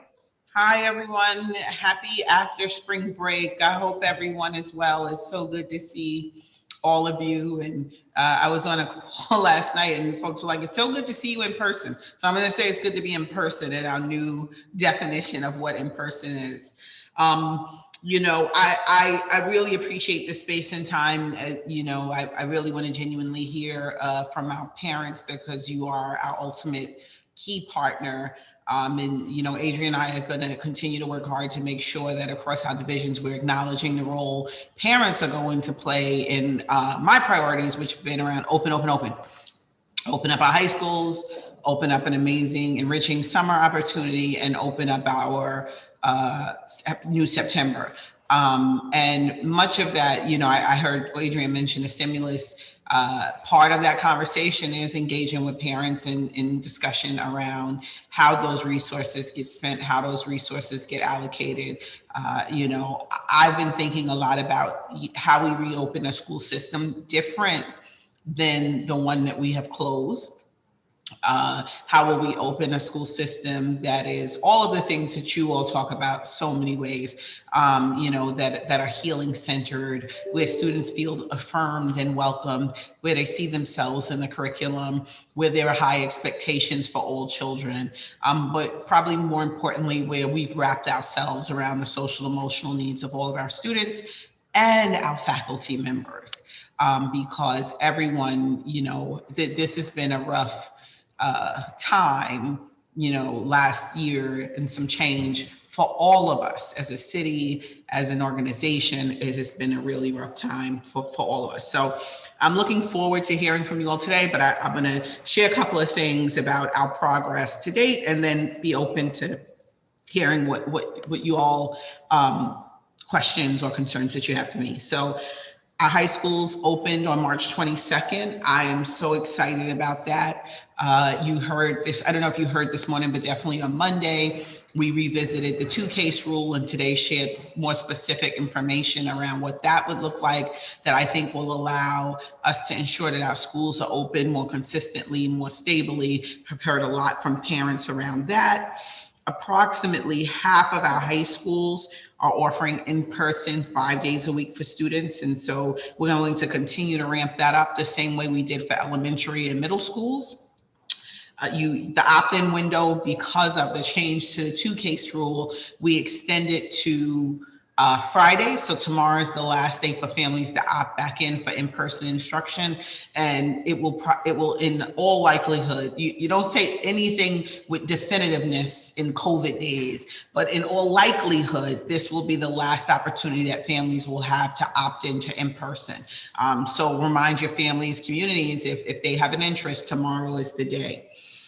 In April, in April, we are this month going to be bringing back PSAL. That was a critical part of our reopening of our high schools, and something that we see as part of our social emotional support and package for students. You know, giving them another way to engage in extracurricular activities, sports. It's something we've been hearing a lot from students about, coaches about, and so we're excited to launch PSAL. And we're going to continue it through the summer. So more to come on what that will look like. Again, you know, as we reopen, as we extend days, and as we allow more families to opt in, all of our decisions will be grounded in health and safety. We will continue to ensure that we are masking, that we were social distancing, that we are washing our hands and sanitizing, and that we are continuing to test and ramp up testing in whatever ways that we need to in situations that are required. So that is going to absolutely continue. You know, I just want to really acknowledge all of the staff that have been working really hard in our schools, and particularly in this moment, our District 75 staff that have, again, you know, more of our folks who really dig in year round. And so we're looking for, you know, just to continue to lift and celebrate and thank staff members who have been on our front lines throughout this pandemic. Summer, more to come, but as you've heard me allude to, this will not be your mama's summer school. This will be a very different program, and one that is grounded in where we are now and what we need to do for New York City public school students, but also what we need to do for families in order to ensure that we begin to build that the trust around our buildings, but also get folks comfortable with being back in the building. So looking forward to hear looking forward to share more in the coming days around what our summer program is going to look like. You all heard about the new school closure policy. I can ask specific questions, but I'm not going to go through that because it's way too long and it'll take up way too much time, and nobody wants to hear me repeat what we've said a cajillion times on press conferences. But the bottom line are two things.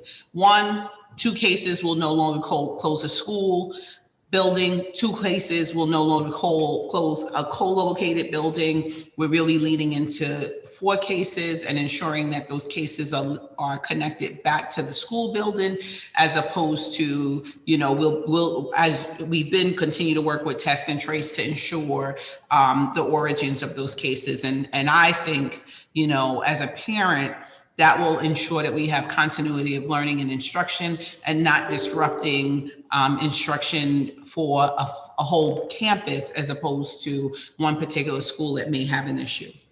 So that is coming. Some exciting news about Parent University. I know it's been challenging. It's also been Adrian's baby and love child, and I want to thank the FACE team for really bringing that to life. In response to your feedback, we're continuing to partner with our community partners to bring new free virtual health and wellness courses to Parent University almost every day of the week from now through the end of the school year. Next week, our Creating a Successful Learning Environment at Home series continues in English, Spanish, and Chinese, so look for that. And you'll learn tools for creating structures at home, for online schooling, to planning for downtime, completing chores, and practicing life skills.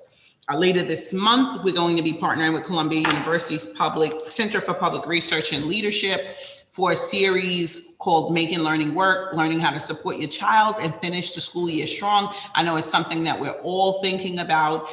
We'll also be ensuring that you have access to resources, tools, and tips to help your child learn, but also sustain meaningful relationships, because those connections are a big part of what were lost in the pandemic. Next in May, join us for a series of live web-based courses called Change Begins at Home and Crucial Conversations. And then these courses, and I know this is really important to this group, learn concrete tools and strategies to engage in honest conversations about current topics, current events topics, tough topics, including, topics that consider values, inclusion, challenging biases, and promote anti-racism. Yoga and mindfulness courses are part of our parent university, because we want to take care of the whole parent too. I keep talking about the whole child. We want to take care of the whole parent too. And so more to come. Please work with us to get our parents and families signed up for those NICSA accounts. I know that this is the group that is with us on this, but we want to make sure that there's representation, particularly in our CEC elections. And so if you haven't done so, make sure you sign up. And in all of your conversations with parents, make sure that they do as well. Finally, this has been a really difficult year for all of us, but I am so appreciative of this partnership with families across the city to bringing our school system back. And I know, as a New York City public school parent, we have to make sure that we are working in partnership in service of children. We have to ensure that we are centering children in all of our priorities. And, I really want to just acknowledge my predecessors, both Chancellor Farina and Richard Carranza, who have been very clearly and intentionally focused on prioritizing children. And so in service of that, as we move towards reopening, continuing to focusing on the social emotional needs of our students, continuing to build on our equity and excellence for all programs, continuing to advance AP and computer science for all, a part of that conversation around ensuring that we have high expectations. And so again, I'm just looking forward to working with all of you. I'm looking forward to us moving forward together. I'm looking forward to us really partnering and lifting our school system back together and ensuring it's the one that we all want, that we all dream of, and then one that really centers our children and ensures that they have a great start in life. So thank you. Okay. Are you ready for the questions, Chancellor? No, now I'm a little scared. I was ready for you to ask like that. Yes, Ms. Brown, I'm ready. Okay, we have Randy, D21, and after her, we have Shirley from Queens High School. Okay. Good morning, Chancellor. Good morning. So it's a few questions but they all have to do with each other. So the extended use permits, they're not being given to PTAs.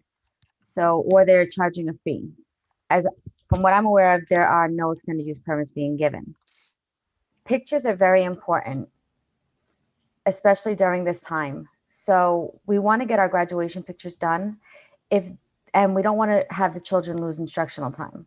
Mm-hmm. So if we can get those extended use permits and use the schoolyards, or maybe like a sister school, if that school doesn't have a schoolyard, we can get pictures done. It wouldn't require any fee because the custodial staff would not have to disinfect the inside of the building if we're outside. So if we can get those fees, we can get pictures taken and no fees, which would mean that all PTAs would be able to do that if they choose to do so, even if they don't have funds. As far as prom, I just heard, Ms. Austin say that we are allowed to have prom, which is great. As far as staff being there, can they be invited guests where if they choose to come not in a supervisory capacity, they could still be there? So this way, if they want to see their students that they haven't seen all year, they're allowed to come, but it would be stated that they're not there in a supervisory capacity, they're there as a guest. As far as outdoor graduations, if the schoolyard isn't big enough to have enough parents there, and if they don't want to have multiple ceremonies, which is possible, can we use like a nearby high school or another nearby school that has a bigger yard?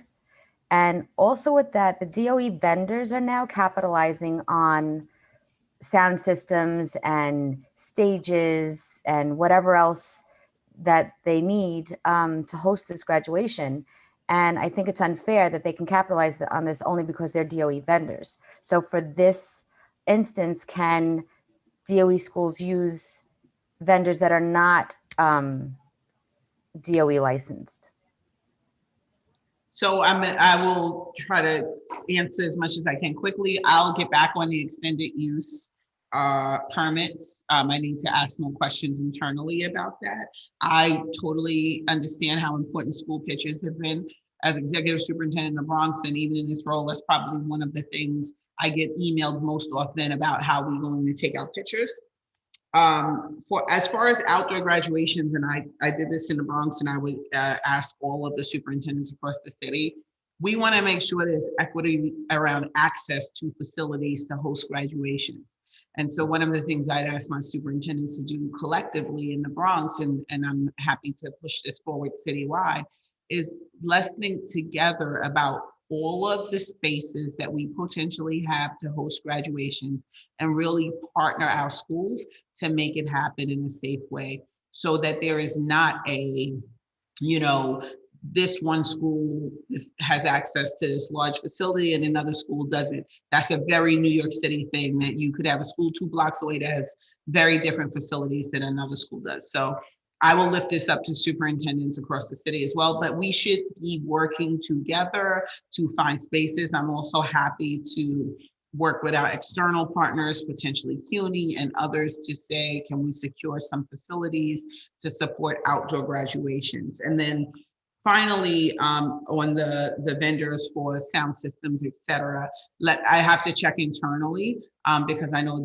there may potentially be bid requirements that if someone wants to use a vendor who potentially is not a DOE vendor, they would have to get bids, but let me get back to you on that one. Shirley. Good morning, Chancellor Porter. Thank you for making. My question is, when will we know what the fall will look like for K-5, 6 to 8, and high school? We know that everyone probably won't be back for September, or not everyone won't be willing to return back to September. What will happen then? Mm-hmm. So our plan is to have everyone back in September who wants to. And that's what we're planning for. We also, it is not early, but it is early in a pandemic to be able to say clearly, this is what the September plan is. We will be sending out a survey in the coming weeks to ask families what they intend to do, but we know that we can't lock in, that families are not necessarily ready to commit. There's more changing. By the time we get to June, we'll have more people in New York City vaccinated, and hopefully that will shift the tide. But I can tell you we're planning for in-person instruction. We want to think about how we leverage remote in very innovative ways. I think we learned that in this pandemic. And more to come. We also are, just so you know, in the process of, and I don't know, Adrian, if Larry and team have gotten to this group yet, but we are also in the process of just having conversations with folks about what I talked about at the top of this, which is, let's not plan to reopen the system we close, let's plan to reopen the system we dream.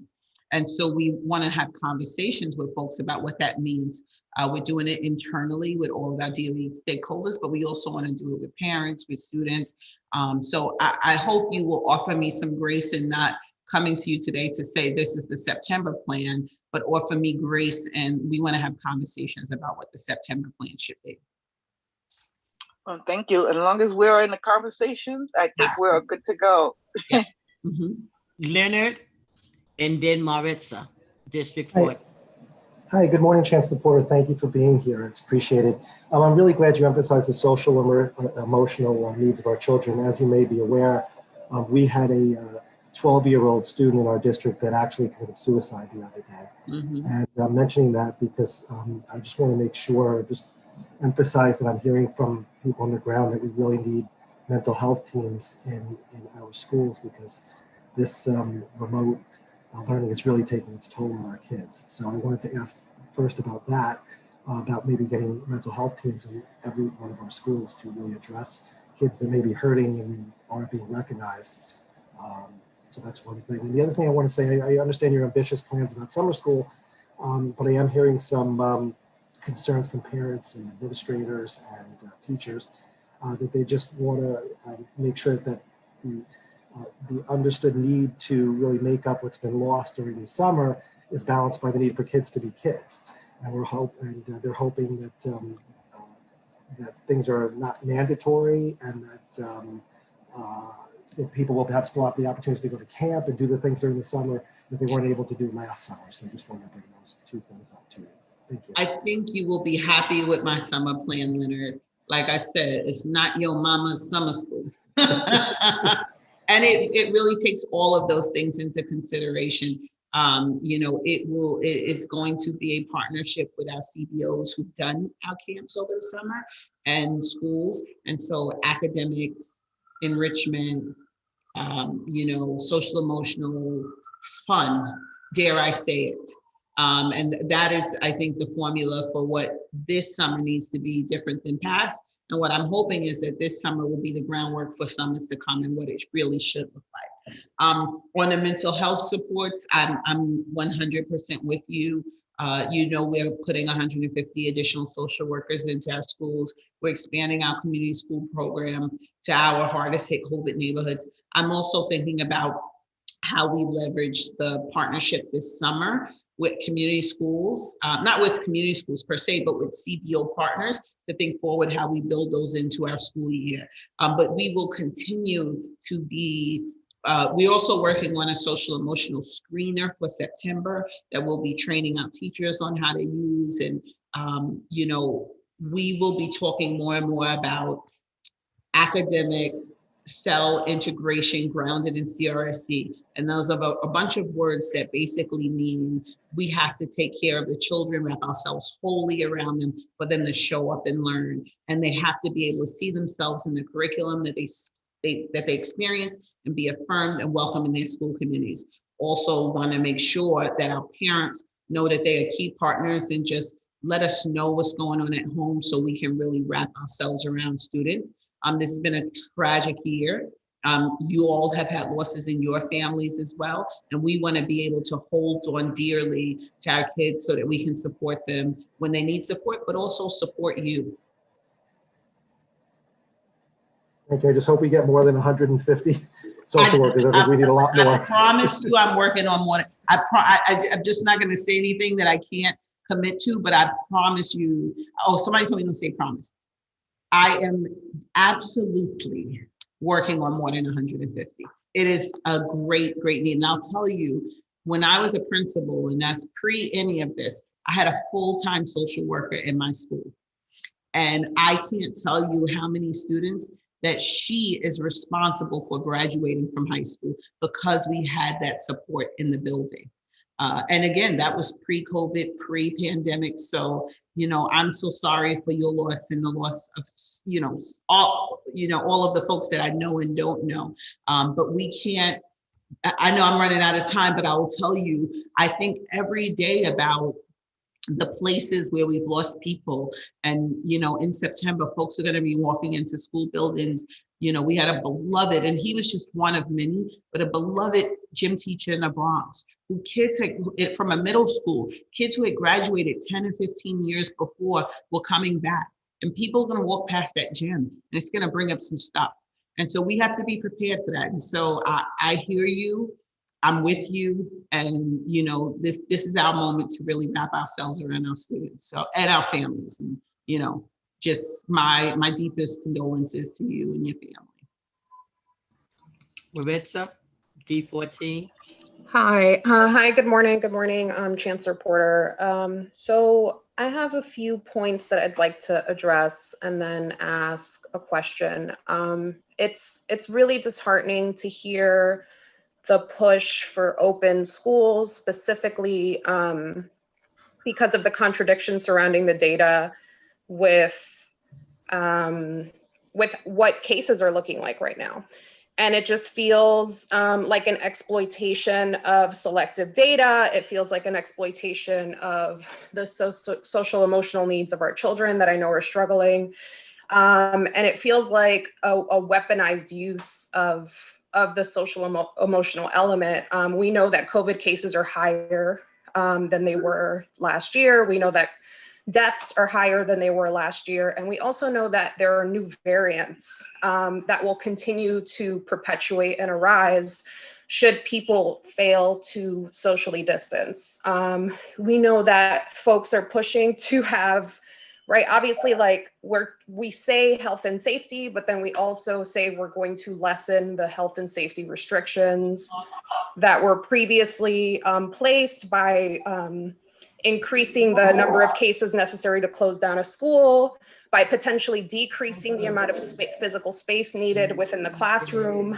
And this obviously overarchingly impacts low-income families for multiple reasons, whether it be the financial element of PPE, or the fact that people in lower income families don't necessarily have the type of flexibility within their employers to necessarily opt in or opt out. And a lot of what the decisions that employers are making on whether or not to allow their employees to stay home or go to school has a lot to do with how the DOE moves. So there's a lot of pressure from, I'm sure, business people in that respect.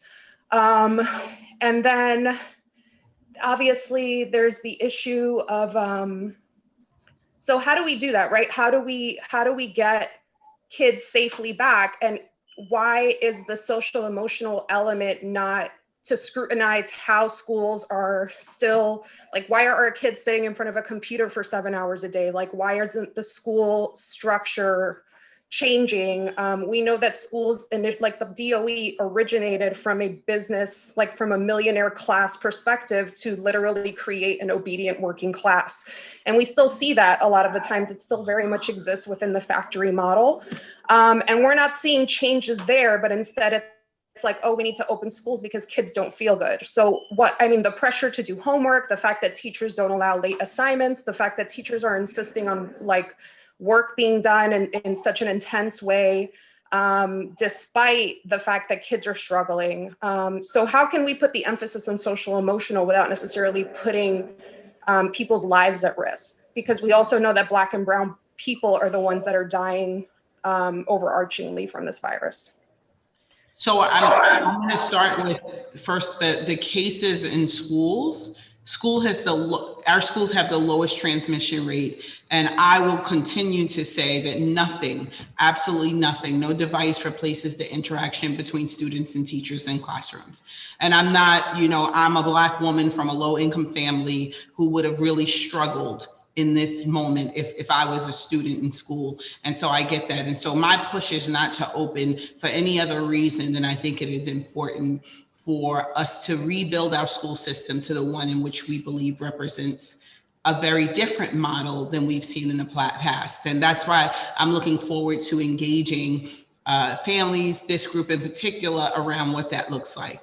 And for me, I don't feel, no one asked me to take this job to open schools. Open schools was my priority. No one asked me to take this job to do a particular thing or to focus on the social emotional needs of students. That is important to me because I know that that is part of our recovery. And there are a lot of pieces in what it means to open schools, but we will, if this virus takes another turn, then we won't. We have to do what's right by our students, by our families. We have to follow the science. That's why I'm not committing today to here's the reopening plan that Shirley, I'm sure, wants, and so many of you want, because it is a process. It is not a let's just open, and open might feel simple, but it is actually quite complex, and it must take into account all of the pieces that you raised, and all of the things that we acknowledge are going to be real for our students as they come back in. And, deep in what you said, Maritza, is about trust. And that's what we have to build with families across this system. We have to build trust that we are working in service of students and families and not other interests. And I can tell you, as a former public school student, as a public school parent, and as a public school educator, the decisions I make are grounded in what's best for children and families and no one else. Chancellor, I know can you give us at least 5 to 6 more minutes? Yeah, especially since I talk so much. You got it. 11:10, I'm out of here. Also, too, as voting members, we should be considerate to a 1 to 2 minute when they're talking or ask their questions. So when you take 3-4 minutes, that's unfair to the other members. And the next person is Veronica D17, and then Giselle D9. Thank you. Good morning, Chancellor. My question to you, I'm for opening school, but on the safe side. But I noticed you, the conversation around opening school, are we talking about 22 to 29 kids in the classroom? My question, how does that work if we're talking 3 feet apart? I've yet to see a classroom, especially in the school in my district, that would able to hold 22 kids at 3 feet apart. So for me, it seems like we're going back where we started, because in our regular classroom, sometimes we have 29 kids, 30 kids. So my question, how safe we as parents can feel with we sending if we do decide to send our kids back in, but that's, you're talking about social distance with 22 kids in a classroom or 29. I'm very concerned, and a lot of our parents are concerned about that.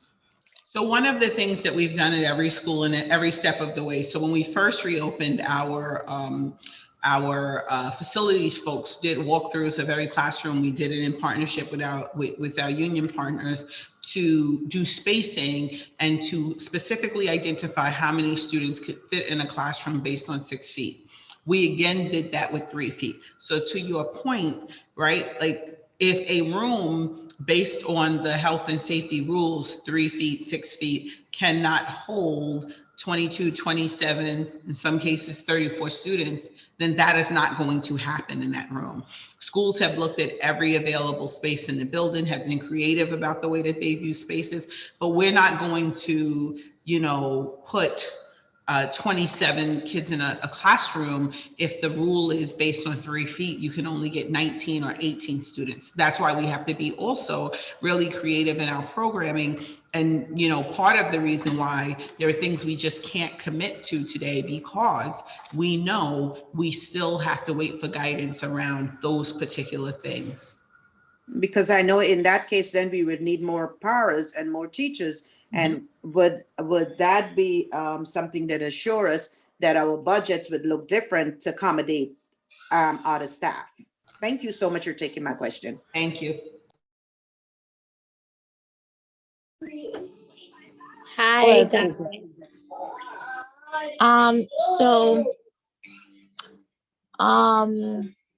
My question is, hold on, I have it written down so I don't forget.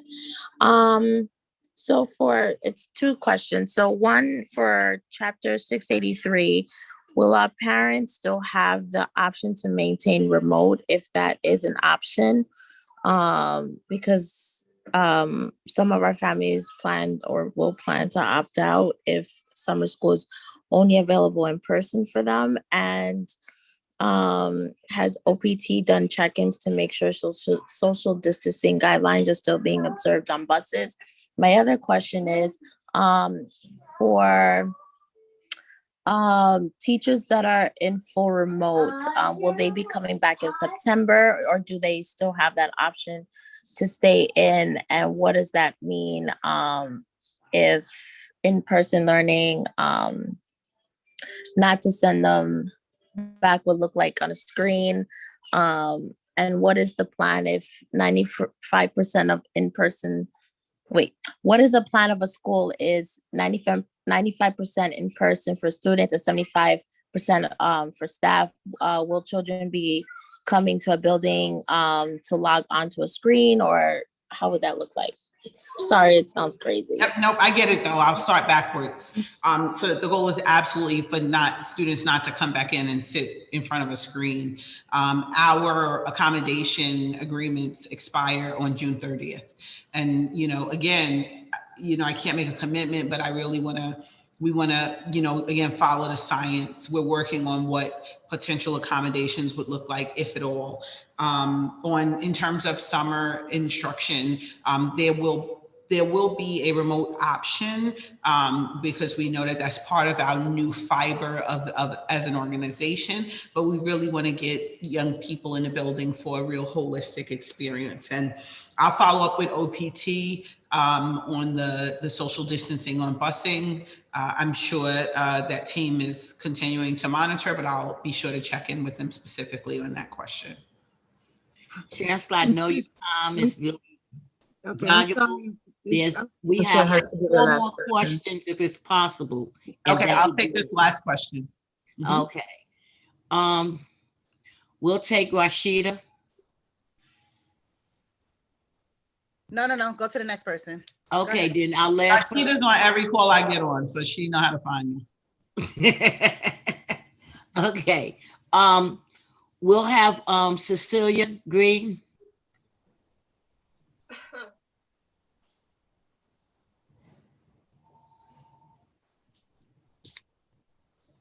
Cecilia, D13. Good morning. Sorry. Good morning, Chancellor Porter. Good morning. It's good to see you here and welcome on behalf of District 13. We're really proud to have you as our Chancellor. So thank you. I came across an issue with the elementary school when they had recess outside, which is actually usually a good thing. But a lot of the kids, of course, because they're little, are basically playing on top of each other and with each other because they're kids. That's what happens. Some of them without masks. So what are schools to do in events like that? Because there were 2 school aides that were outside with, but not really, you know, when you have a bunch of kids, it's very hard to monitor a bunch of kids at recess. So is there anything that, any safety protocols that should be happening? The safety protocols should still be happening even at recess. But students should be in their pods. They should be social distancing. They should be masked. In particular cases, seems like the one you described probably requires more supervision than just 2 school aides alone. So I would say if there's a particular concern, a particular school, you can lift it up to me through Adrian. And we will look into it, but the health and safety protocols should still be followed. Okay, I have another quick question, and it's about inclusion. With the inclusion kids from 75 in particular that are in inclusion and they're all day in a gen ed class with their gen ed peers. What happens is the summer, sometimes their D75 school has summer school, and that's how they do summer school. But there tends to be a loss because it's not always the same exact curriculum or on the same level as the school that they're normally in from, you know, September to June. Is it possible, because I've asked before, for the children to remain, because they're inclusion anyway already, there's already the staff committed to that site. Can they remain in summer school once that host site is already open? So in other words, go along with their peers who are going to summer school rather than breaking them off and sending them back to. So I'll come back to you when we talk about summer school, and we can talk about D75 specifically. And I see the chat going up. So Ms. Brown, I will take one more question that is in alignment with the rules of this group, just to ensure fairness for folks on the committee. Right, because see, they should have 1 question, but they wind up with 2. Sabrina, please. Thank you. Thank you. Thank you so much for your time. This is a question that the parents in District 22 are having. They are a little reluctant to trust the DOE, and with the state tests right now, with the opportunity to opt in and opt out, and they're really worried that although it's being said that it's not going to affect them, that somewhere down the line it's going to sort of bite them in the butt, pardon my French, and it will have an impact on admissions for next year since there's really no plan. And so they're worried and they're not sure what to do. And you mentioned, and with that, like, will the students be able to keep their devices over the summer to work on? So yes, they can keep their devices as long as they're still tied to the same school. through the summer. And they will also, the schools will work together in September if we need to retrieve devices, transfer devices. So I wouldn't worry about having that part of it unless they're graduating. Deputy Chancellor Wallach is also on the call and can talk about admissions a bit. But again, right, in the spirit of where we are in the pandemic, we are making decisions as we go along. I will say to you, and I'm sure he will agree and lift up as well, or correct me if I'm wrong, because this is week 4 or 5. I don't even know what week it is anymore. But you know, we are going to ensure that the decision that a family makes about testing does not impact their admissions process, whether you choose to test or not. We want that test to really be about what you want to do, what you think is right for your child and your family. We also want it to be information that you use and that we use together to think forward about addressing your child's learning needs, and not to feel like a space in which we will be punitive around admission. So more to come. Thank you all so much for having me. Thank you for always being welcoming. Thank you for all your questions that push and challenge us as a system. I'm going to sign out, but look forward to continuing to work with you in partnership. Thank you so much with your busy schedule, back and forth. We appreciate it and looking forward to seeing you next month. Okay, take care. Bye-bye. Thank you. Thank you so much. We now have Dr. Josh Wallace. And we thank you, Dr. Wallace, for being patient, and you're starting late, but welcome.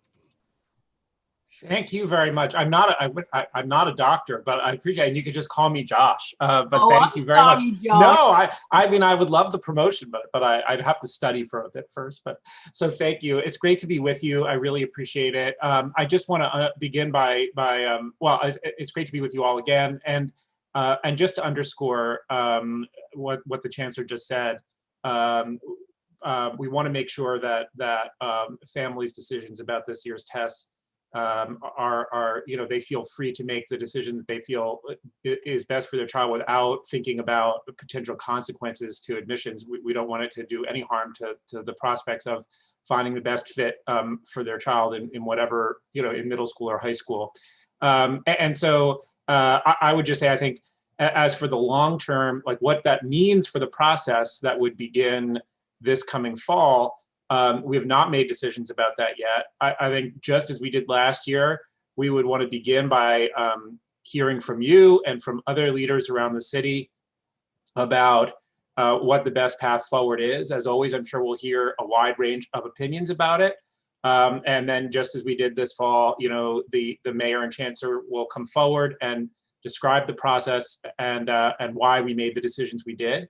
But we're very much in, you know, we're very much in the process now of beginning those discussions and in listening mode. So if you have ideas that you want to share, that's great. Or if you have other questions, that's fine too. Oh, my title, thank you. I'm looking at the chat.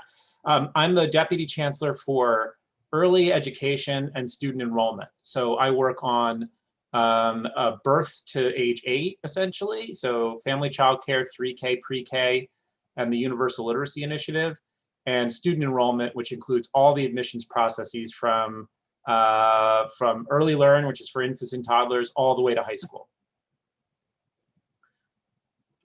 If there's a specific topic you want me to address, I'm happy to do that. Otherwise, I can just take questions and continue along.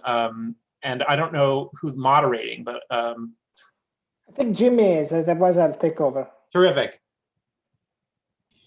Excuse me. Oh, we share. Okay.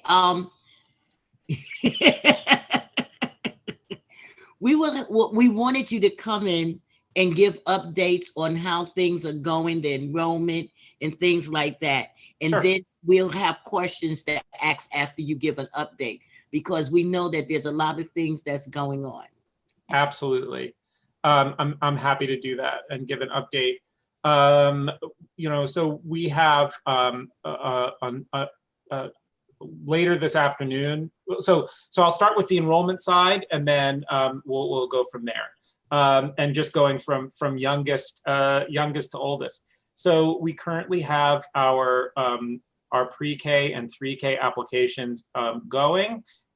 Really want to encourage you that either have young kids or are in touch with those that do, to encourage folks to check out local 3K and pre-K programs. There's still a lot of high quality seats available, and really want to help.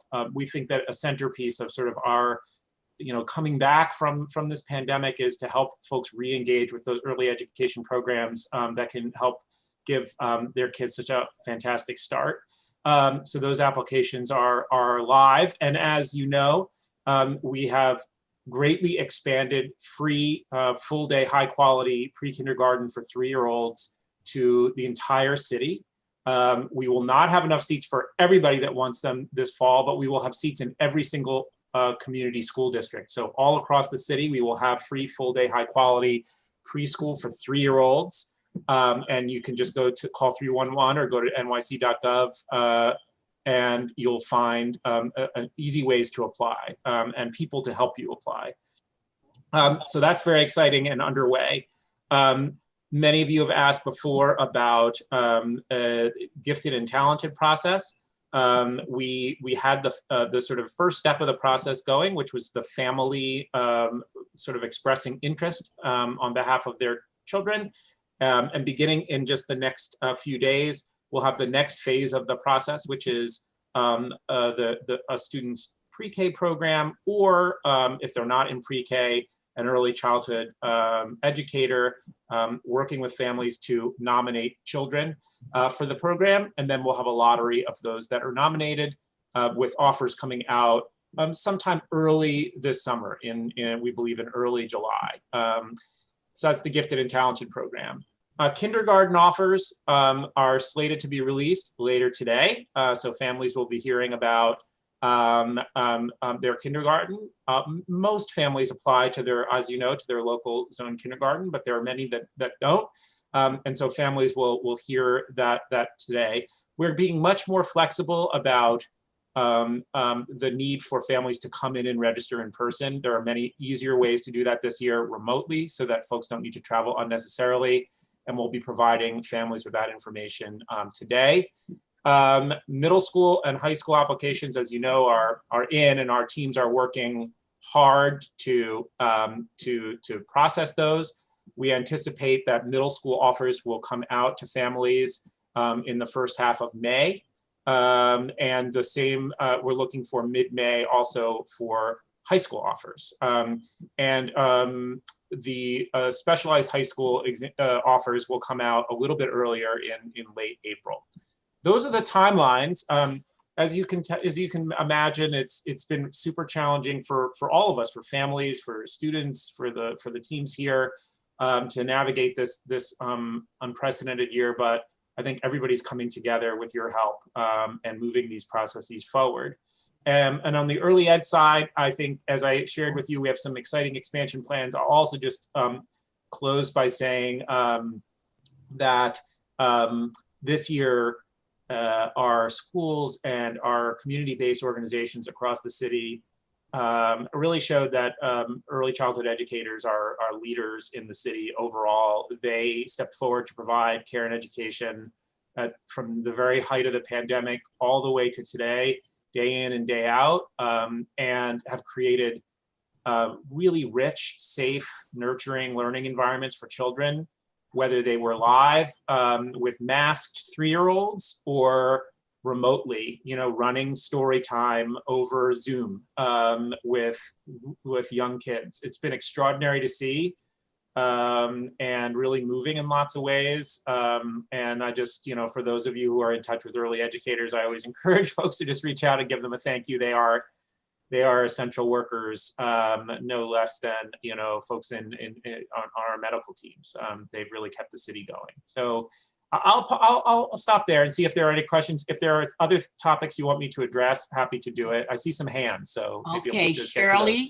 Shirley, and then Jessica, and then Randy. All right, good morning, Deputy Chancellor Josh. My question is going to be more about regarding enrollment or application process for high school.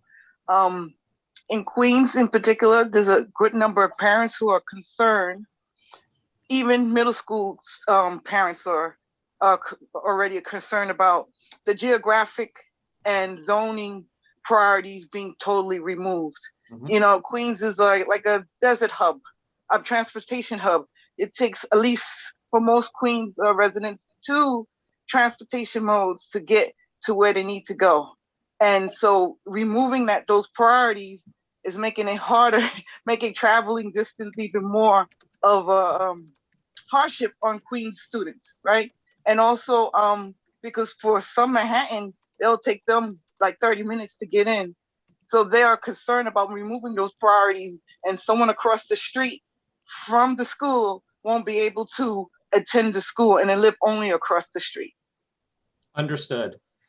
So here's what I'll say about that. I think the goal of removing geographic priorities was to increase opportunities for kids. I think we believe that where you live should not dictate where you can attend high school. We should open those opportunities up for everyone. And at the same time, I hear you loud and clear. Our goal is just the opposite of making it harder for families for their kids to attend the school that they want to attend. I think we believe that like what you described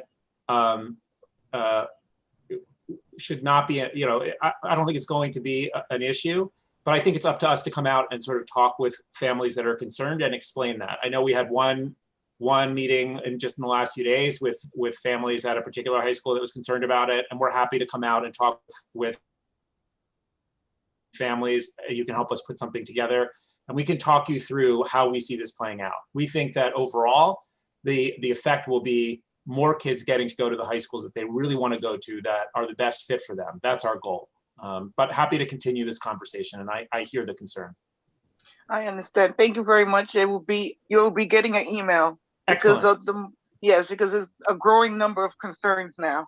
Okay, and just to say, that's exactly why we didn't do it in year 1. We did it in year 2 so that we could take this year to have these discussions, because we knew that there would be questions and concerns, and we want to have that discussion before we implement. Thank you. Jessica? Thank you for being here. In regards to Gifted and Talented, you spoke about the kindergarten acceptance, but what about the grades for 1 to 3? And also, what happens if there's too many kids for the classroom once, because you're just using last year's tests or whatever to admit people to wait lists? Yeah. I'm just concerned about overcrowding with the schools. Absolutely. So I'll say, just in answer to your first question, we're not, we're in the middle of a transition where we're moving away from this model that we've had for Gifted and Talented in the past, and working with you and other leaders around the city to come up with something brand new that we'll announce this fall. And those discussions will be coming, very soon. And I know that folks here have a lot of opinions about it. So we're not moving forward with any new admissions to the higher grades at this moment. For kindergarten, we're not going to expand the number of classes, and we're not going to add students to those. We're not going to fill those classes beyond their capacity. If we have more students that are nominated, then there is room, and we anticipate that'll be the case because there's only about 2,500 gifted and talented slots around the city. We'll take all the kids that are nominated, and we will use a lottery to decide who gets into those seats. And let me just hasten to add, we're not holding, this process is just meant to be a reasonable way to proceed this year. This is not our model going forward, and we don't expect that this process will last more than a year. We think next fall we're going to announce something that will be brand new. But for this year, that's the fairest way to do it, we thought. It's just, of those students that are nominated, we'll have a lottery, and that will be how we decide. Randy, and then Jackie. Good morning. When will the middle school and high school decision letters be sent out to parents? We are targeting mid-May for both of those. I don't have exact dates for you yet, because part of this is we work with principals to make, to double and triple check our work, and to and to make sure that you know, we're matching as many kids as we can to their highest preference, but that's the rough timeline. I'll keep you posted on that. I'm sorry, D26 and then Jackie. There's a correction. I'm sorry about that. No problem, Jimmy. I was going to ask the same question about the acceptance letters. So thank you. Okay, thank you. Jackie? Thank you. Hey, Josh, how you doing today? Good. Good to see you. You too, as it can be. I know you received my email, but I'm following up regarding the status of the name change. You know, I'm not going to go through a whole long dissertation again. We all know by now that calling a small percentage of students gifted and talented undermines the entire school system by denying the majority of students recognition of their own individual acumen, other words, their gifts and talents, because every child is gifted and talented. So jumping to the new admissions G&T program is not fair to students whose parents are less affluent. It is also not safe to put teachers in a position to determine which pre-K student is recommended for G&T when the factors to make such a decision is not formed or developed for most children at this age.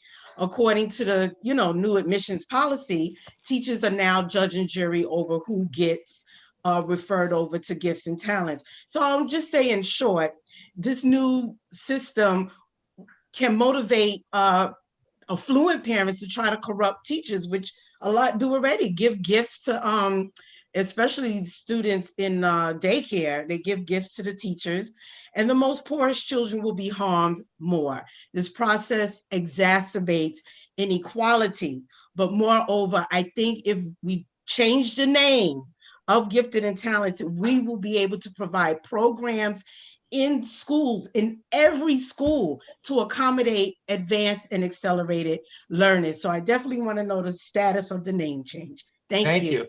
Yes, we're as I said, we're very for what we announced this fall. We're very open to this discussion and to have a range.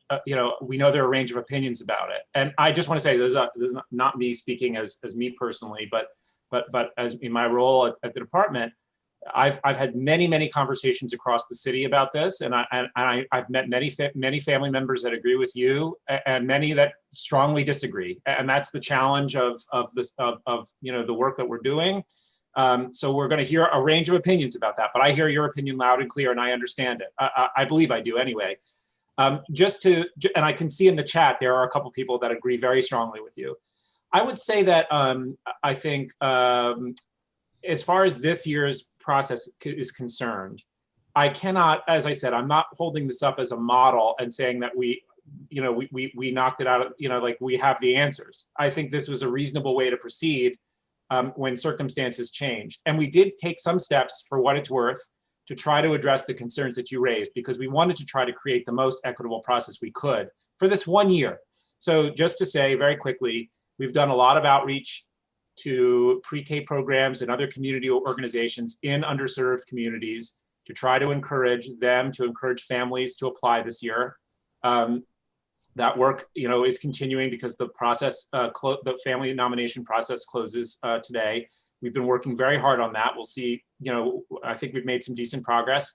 That being said, you're right. In any family-led process, there are certain, there are certain inequities that come into play, and that's a good thing for us to keep in mind when we design what comes next, and when we have that conversation over the next few months. The other thing that we did is obviously all of our pre-K teachers have had a lot of training in anti-bias and anti-racism work. And we are going to offer them training and support as they navigate these decisions. They're going to be program decisions, not the decisions of individual teachers. So staff will confer with one another. And we are providing some guidance that really lays out how they should think very expansively about which students could benefit from what is offered today in gifted and talented programs. And a lot of different behaviors that they might have observed over the course of a year that would lead an educator to decide that a child could benefit. I think we wanted to be expansive and inclusive in how educators think about this. And again, I'm not going to say that that meant it was a perfectly equitable process. I think we have a lot of work to do. And I think this chancellor is dedicated to that and in working with you to help reach a better way forward. I think for this year, we're doing what we can do to make it reasonable and as fair as possible. Okay. And the name, the name change we're very open to, and I appreciate that. Deputy Wallach, we're going to have 2 more questions, and any questions that is in the chat, we will collect them and we will send them to you. Perfect. And you can send it back to the e-board and we will send it out. Great. Thank you. Thank you, Deputy Chancellor. We have Leonard District 2, and then we have District 9, Giselle. Hey, Josh, thank you for being here today. Rashida after that, and then Marco will be the last question to you. Go ahead. I'm sorry, Leonard. Oh, it's okay. Thanks. Hi, Josh. Thanks for being here. We have a lot of Asian parents in our district, and I'm in touch with a lot of Asian parents from other districts. I wanted to know if in any of your discussions about enrollment, the issue and discussions maybe with the Chancellor or Deputy Chancellor Austin, if the issue of anti-Asian violence has come up. Because I know, for example, one of my children actually goes to a school with a primarily Asian population, and very few people have actually gone back to in-person learning. He basically goes and sits in the library and goes on the computer, and it's because people are literally scared from a security standpoint. That's a very strong concern amongst parents, especially with Asian students. So has there been any discussion behind the scenes or that you've been privy to about these particular issues and their effect for students who may have to commute, whether it's local, protection things, issues like that? Yes, absolutely. The Chancellor's communicated directly about this to school leaders. And I think this ties into a lot of the work that she and Deputy Chancellor Robinson have been leading across the city, from our sort of Respect for All, which is our program, to sort of help teachers and leaders work with students on these issues, to some of, to our broader anti-racist training and anti-bias training. And I would love to hear more about the specific incidences in D2 that have raised concerns, because I know that folks would want to work with leaders there to help address them. It's terrible to hear that families feel unsafe about returning live to buildings. We would want to respond to that in as strong a way as possible. So let's continue that. And I'd like to connect you with that team too, sir. Yeah, thank you. Rashida. Thank you, Jimmy. Thank you, Mr. Wallach. And I wanted to thank, and I knew it was something I wanted to say to the Chancellor, thank the DOE for the opt-in option for the state tests. We appreciate it. And I say that because we know this will help families learn more about the process and understand they have a choice and they have a right to refuse to take these tests. And these tests are not mandatory. It will not affect their grade. It will not affect their promotional status. And you mentioned it, and I just wanted to ask you really quickly to reiterate that these state tests will not affect their admissions for middle school and high school, please. Thank you. Yeah, I think the Chancellor said, that she wanted to make sure that they would not have an adverse impact. I think that the challenge, the challenge for us is, in a world where many students don't take the test, would there be a fair way of admitting students using those scores? And I think I think the Chancellor made her statement very clearly. And I would like to work with you all to figure out, what does admissions look like in a world where families are opting in and out of those exams? And I think, to your point, many families will take that to heart. So let's continue the conversation. I think we need to figure out how we're moving forward together. Thank you. Okay, Marco, I guess you last, because D9 said she will email him personally. Okay. Hey, Josh, how you doing? Just a couple of comments. The first one is so definitely the name has to change. We'll need to figure something out. But then the main concern I have is the screen aspect of it. I love instead the model that see to help all children to achieve their best potentials, mixing students with high, technically will score high in tests or whatever other things, as well as other that will not score high, but that have amazing talents as well, and they can create a constructive. And also I would like to ask you, because when we had the School Diversity Advisory Group, the people part of the group had the chance to really study the issue and see a lot of things that I don't say that I would love a greater number of parents to have an opportunity to study in the same way. And so, because it just gives you a very deeper understanding of what's involved and what can be the solution, and what, like there are so many aspects that I feel parents will actually get all together and agree on a model. Right now there is like a fight. Oh, I want a better school, and the other, no, you don't get it because you need to have screens or whatever. There are so many discussions, but I feel that if there was an opportunity for all parents to study more in depth the issue, there would actually be greater agreement that there are models that work for everybody, and that nobody loses anything with those models. And if anything, most people gain a lot. So just that. So from here to September is actually not a lot of time. I know. To be able to create that. So I would really love for that opportunity to be created. That's the goal. I think the goal is to have a discussion. And again, I just want to say, I think there are, just so we're, there are families that feel very strongly on all different points of view. And I think, as I've heard from the both the previous chancellor and this chancellor, I think have a vision for this. It's very much in keeping what you described and what Dr. Cody was describing, and what the School Diversity Advisory Group was describing, which is a school-wide enrichment model. That's the sort of, the educator term for it. But just as you said, a rich learning environment where students that can accelerate on certain topics or have the opportunity to do so, but with children with all different strengths and challenges and experiences and perspectives. I think you're right to say that is a discussion that we need to have. We need to create the spaces to have those discussions in an honest and open way. And that is exactly our goal between now and September. And we may learn from each other. There may be families out there that feel very strongly about the current model that we should learn from too. And so that's the goal. And so more coming very soon, because I agree with you also that time is short and we need to get those conversations going, especially since a lot of people over the summer are less available for lots of reasons and less engaged and attached. Okay, we have one last question. Sure. And we know is out of time. That's District 14. And please remember, it's one question. Yes. Hi. Hi. So I guess, just to piggyback off of what Marco just said, yeah. I'm curious as to, because there is a lack of transparency as to the origins of these tests and like what they were intended to do when they were created, right?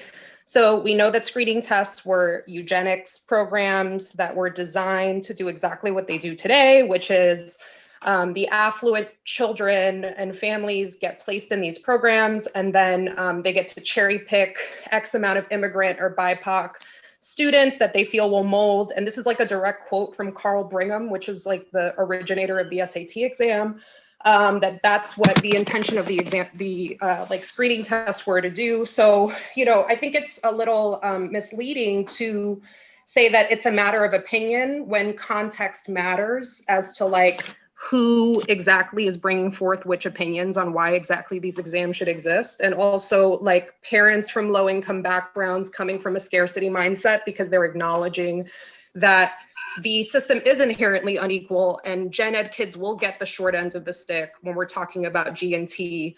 So what does an equitable system mean if we know that it's built on systemic racism and like capitalist ideology of some people are just better than others? Mm-hmm. I mean, again, I guess what I want to say is I think I understand your perspective, I think having thought and talked with others that share it.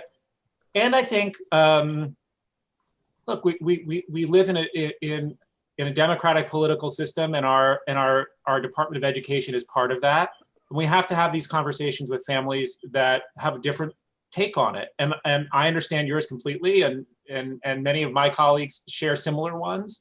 But I've also, had forums in you know, across the city in different group, you know, in different neighborhoods where people have a different point of view. And I think the important thing for all of us is to just have those discussions.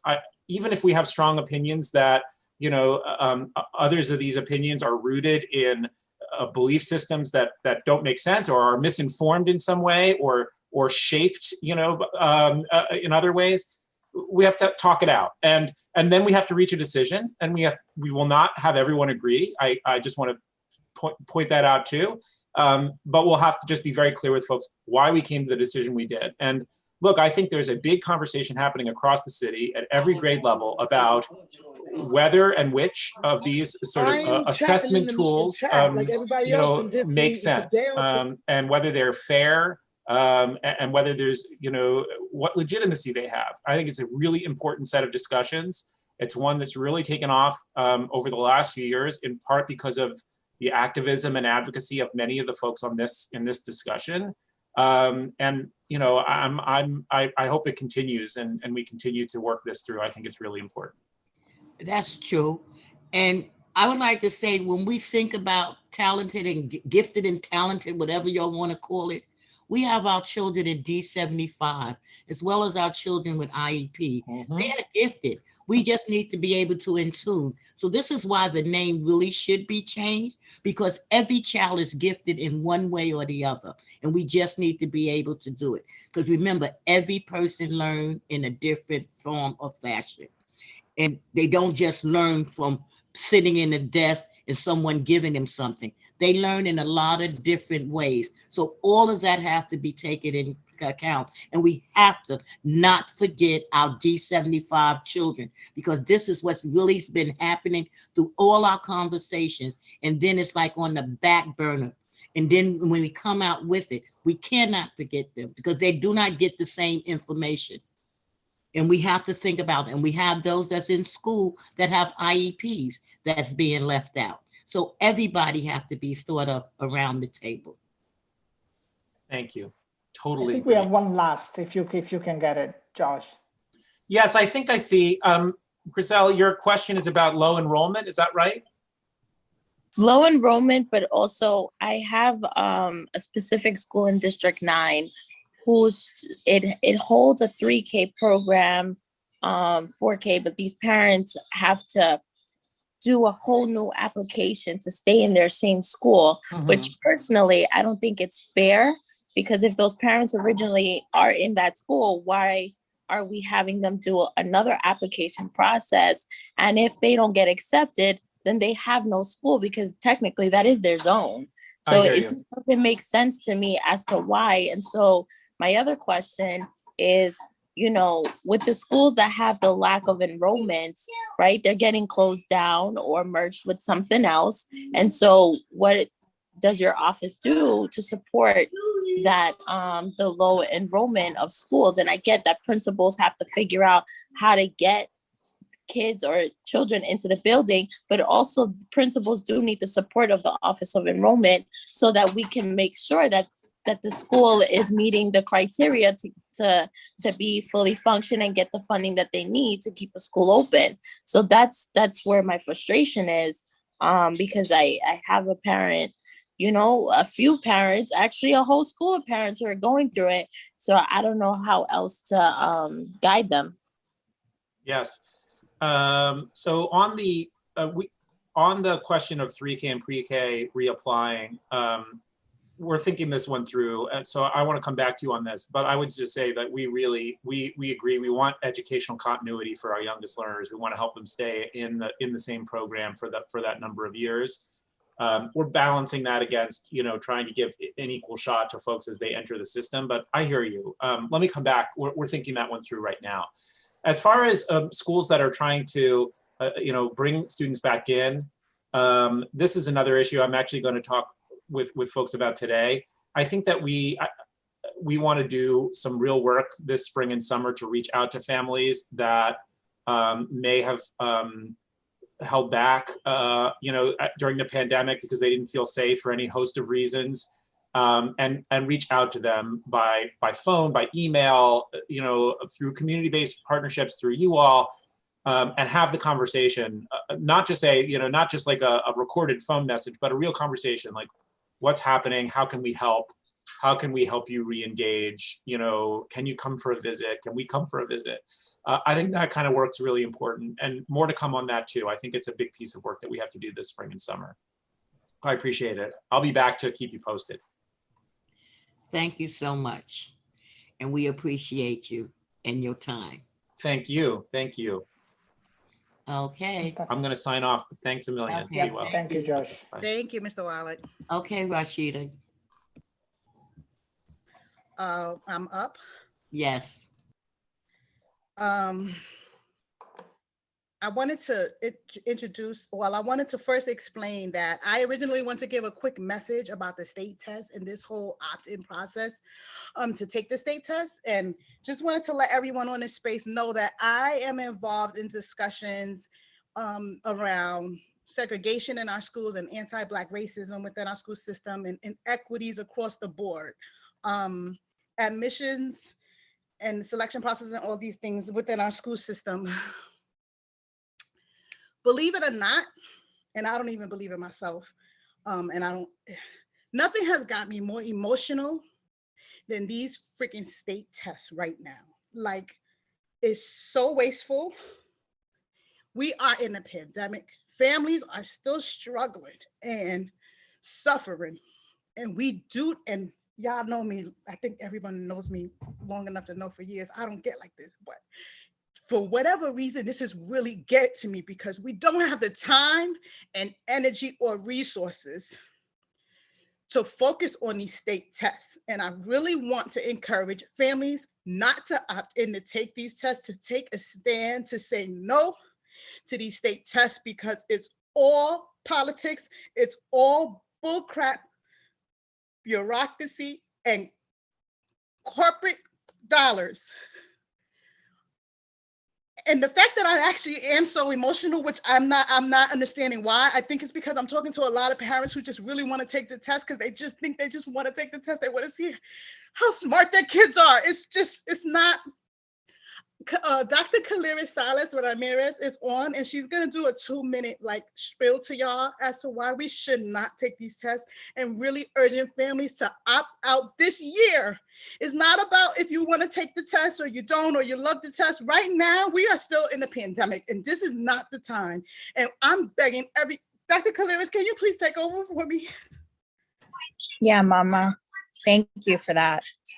Hi, everybody. Thank you for welcoming me into the space. I don't know if all of you know me, but I am part of the advisory committee for New York City opt-out. And we have spent years trying to inform parents of their right to opt out of these state tests. And you can go on our website. It has a ton of information of why and a lot of the demographics and how it really impacts our students, particularly our students of color, Black, Latinx students, students with IEPs, and English language learners. These tests, as Maritza said, their origins are from the eugenics movement. I'm a neuroscientist. So if you want to know about cognition and assessments, feel free to hit me up and we can have lots of conversations about that. But this year in particular, we were not granted a waiver for students across the board to not have to take the state test. Interestingly enough, Washington, D.C. was granted a waiver across the whole, whatever you call it, District of Columbia. It's not a state yet. But the students in the DC public schools do not have to take the state test. And so it was apparently just the other states that do. Fortunately, we have a state commissioner as well as a chancellor of regents that aren't tied to these tests and understand the racist origins, understand that they're not authentic assessments, understand that they're developmentally inappropriate, understand that it's actually a lot of it is grammatically incorrect and it's not culturally responsive. And as parents, we get the data and schools get the data actually the following year. So it's not even informing instruction in terms of what our children do. Your children will be missing an actual day of true instruction if they take these tests. And we're not concerned about about what the state is going to do, because we know it's not going to affect our kids in terms of moving on to the following grade. It's not going to affect their ability to be promoted. The only thing that we are a little bit concerned about is that, one, it was approved, the state tests were not waived while Miguel Cardona was yet to be confirmed. And the person that had this go through was Ian Rosenblum, who is very tied to education reform, who is very tied to testing corporations. And so we do believe that this is just affirming that privatization narrative, and that we're moving into a very test-driven regime that, again, is not an authentic assessment for our children. What we have to do is support our teachers in terms of them being able to have the time and the space to be able to support our kids, particularly during this time of the pandemic, as Rashida has stated. So school communities, a lot of them have been instructed to basically send out a survey and ask parents whether they want to opt in or opt out. Your child is automatically opted out of the test, so you don't even need to send anything. I think this is an opportunity, as Rashida said, to send a strong message, not just to our state commissioner, but to the Secretary of Education, Miguel Cardona, that these state tests are not equitable, and that it's time for us to really invest in our children. We have the opportunity now that our schools are fully funded to really be able to push for the type of education that we've been wanting, and it's time to not go back to the status quo. So I'm more than happy to support any additional conversations. New York City opt-out has a form where we can go to your PAs or PTAs or your SLTs, whatever you want, to talk about this. But you really just tell your families they don't have to do anything. They're automatically opted out. Their child could get a full day of instruction if they're going in person. And if they're going remote, don't even worry about it. It's time for us to really think about the instruction that we're given.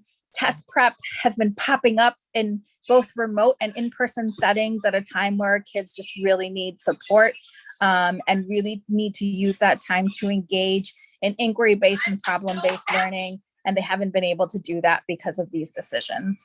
So Rashida, thank you so much for letting me come in, and thank you for your emotion and your passion and your support for all of our children. We know that you're a champion for our schools, and we absolutely value all of the work that you all have done. Thank you so much.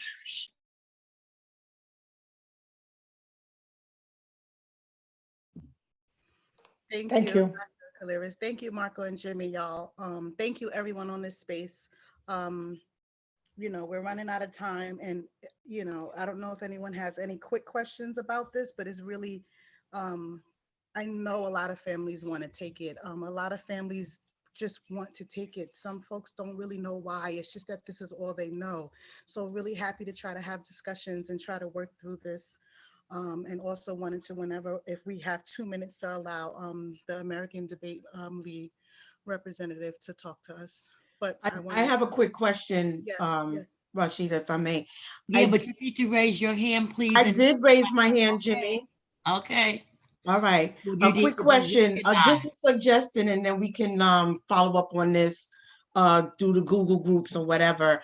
But I do strongly suggest that we put out a statement, CPAC, and we call a special meeting to vote on it. I suggest that. Thank you, Dr. Jackie. Noted. Thank you. Okay, chairs, how do we proceed? Does anyone else have any questions or comments about this? Or can we allow the American Debate League to speak for 2 minutes? Yeah, I think so. We were going to have you on, and then yes, I remember what happened. Thank you. Thank you. Okay, Richard, introduce yourself, please, your title and your program, and take it away. Thank you. Yes, and hopefully everyone can hear me this time. Oh, thank you for coming back. Yay. So I'm Richard. Yes, I'm Richard Connolly with the Our mission is to help children become better thinkers, speakers, and leaders. And our motto is debate changes lives. So I just wanted to let you know we work with schools, over 100 schools throughout New York City, Long Island, Westchester, New Jersey. But I came to you specifically, and we can partner with schools. We partner with schools all over. We're a vendor. But the most important reason why I came is because we have our summer camp program. And I know people are going inside, outside, they'll be doing everything. This year, we're going to continue to have it virtually. But why did I come? Because we have our Leaders of Tomorrow scholarship program. Yes, we have a program for our summer that's mainly paid, but I came because we're going to give 100 scholarships to New York City students to come to our summer camp. Our summer camp, we have morning sessions, afternoon sessions. We teach children how to public speak, debate, do poetry, acting, drama, and we're also going to include mock trial this year because we're going to introduce that to all of our schools next year. So, you know, everyone will have their little law and order moment. They'll be able to be a mini attorney. So I would send Rashida, Ms. Harris, the flyer so she could send to all. And if you would like to communicate further, because we're going to send this out to all the schools that we have emails. We wish we had everyone's email. And that's why I'm coming here, because I figure this is a great way to get the word out. Now, when we go back in person, one, we work with schools. We host tournaments throughout the city, but we also work with Queens College. We're hoping to work with Brooklyn College to do Saturday programs as well. Okay, so I'll put the email in the chat.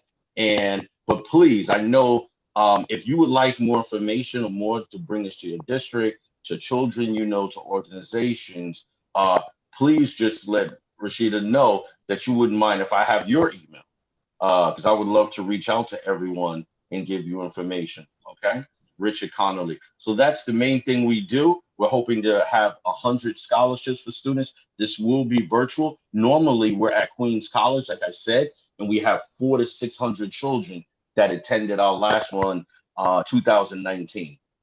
Okay, so any questions about it? Like I said, it's a paid program, but we're offering 100 scholarships because we want every child. We don't want any financial barrier to stop them from having an opportunity to do what? Change their life, because we believe debate changes lives. Okay. That's my email and my name. Does anyone have any specific questions? Okay. I will have Ms. Harris, the flyer. She could send that out. I'll have it later today for her. And then, because we updated it, and then hopefully tomorrow she can send out to you. And when you get it, if you could send it out to your schools, to other, I mean, if you're able to, or if you'd like to, your schools as well as your PTA presidents. Okay. Thank you so much. I'm glad we were able to get you on. Thank you. Turn it back over to the chairs. I appreciate y'all. Yes, this will be the close. Could we have a motion to adjourn the meeting? Hold on a minute. Hello? What is it? Janine, you wanted to say something? No, Marco, I'm sorry. Thank you. Oh, okay. I make a motion to adjourn the meeting. Second it. I second. And the time is 11:58. Great. Thank you, guys. This was a great meeting, by the way, to the board. Thank you so much. Thank you, everyone, for this meeting. Awesome. And thank you, Rashida. You go, girl. Yes, thank you, Lourdes. Rashida. Thank you, everyone. Everyone be safe, wear your mask, wash your hands. Bye, Thank you, everybody. everyone. Thank you, Rashida, for the reminder. Bye, everyone. Thank you. Thank you, Bye Rashida. bye.